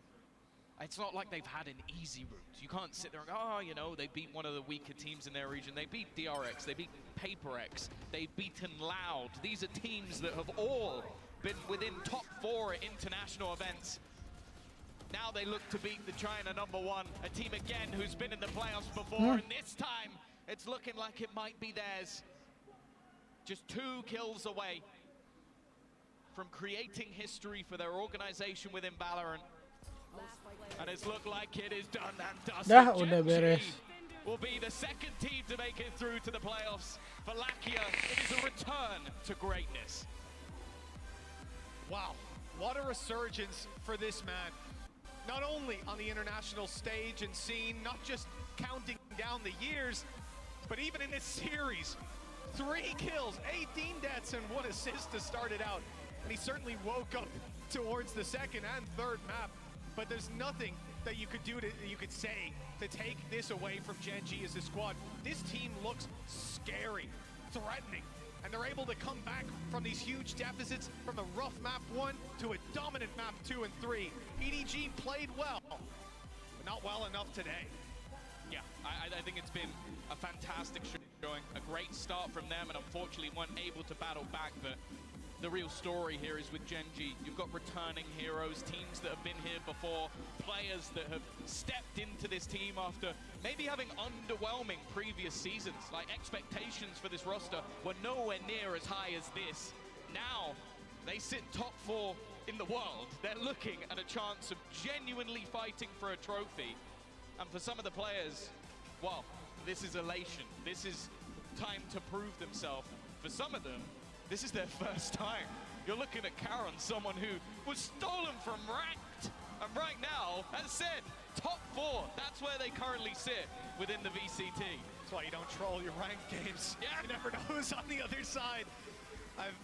Frankly, unbelievable turn of events. Gen G, there were doubters. There were a lot of doubters, even after regional performance coming onto the international stage. We weren't sure what we were going to get to see from these guys, but all I want to see is more from this squad. Texture especially. He was absolutely unbelievable in so many of these rounds, able to punch back just as hard as EDG came out. And I mean, silencing Concon, that's a feat of its own. It must be nice having 2 duelists that are better than most teams' first duelists. Like, you look back to that split game, and it was just him and Meteor, both 22 kills apiece. You look at this game, okay, maybe Texture was a little bit quieter, but he is just basically running straight into the site. But Meteor was thriving. Opa texture, guys. Opa texture.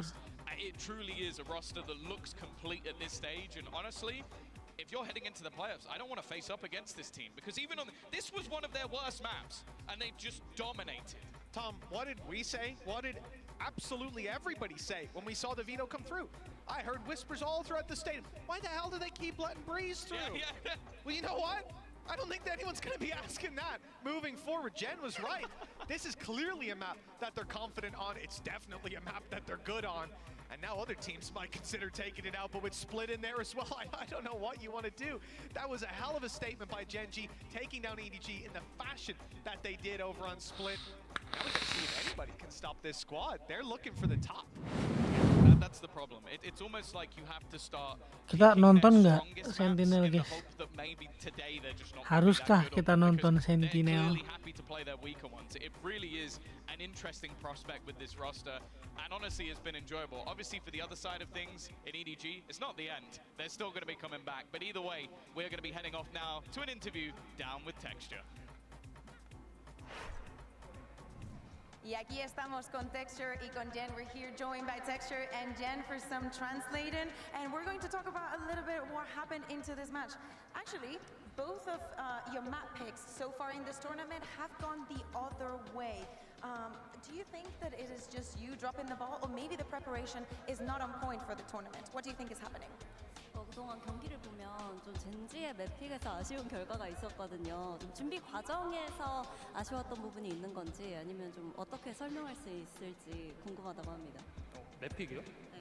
맵픽에서는 사실 저희 생각으로는 전혀 문제 없었고요. 근데 오늘은 조금 되게 의외였었던 것 같아요. 왜요?